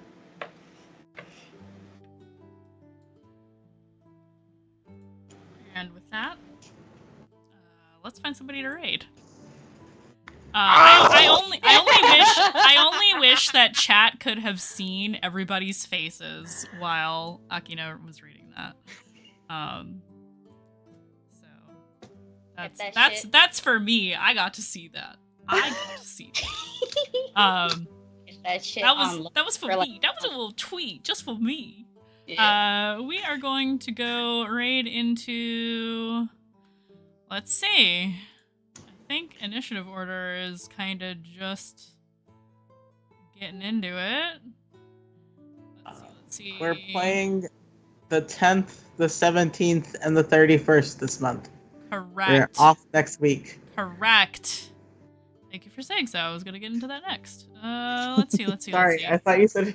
I'm sorry, I didn't mean to take your thing. They look like they're having connection issues. I'm not going to raid over there. Let's raid No Man. We haven't raided No Man in a little bit. She just got started, so let's do that. Okay, cool. We're gonna go raid No Man. That's not the raid command. No. Man. Did I spell that right? It's underscore. We're gonna go raid No Man. Did you guys know that No Man is a realtor? Oh my god. She's got a bunch of No Man's lands. Yeah. I heard they also have a lot of sky. No Man's Sky. Oh my god. Yeah. Anyway, please join us in this raid. No Man, I believe, is doing some campaign prep. Always really fun, goofy chaos on their streams. So if you like those kinds of things, you're going to enjoy their channel. Thank you to my wonderful players once again for being as amazing as you always are and for joining me in this. And yes, to reiterate, we are not playing next week. There is no Mistlost next week. You can find our schedule on the schedule page on Twitch. I keep it updated so you know exactly when we are playing this month. And yeah, we'll see you guys in 2 weeks. And see you here again Friday night, 8 p.m. Eastern Standard Time for Dungeons and Dinglings. Shit is about to get real over there. Little do my players know. So we will see you guys next time. Bye!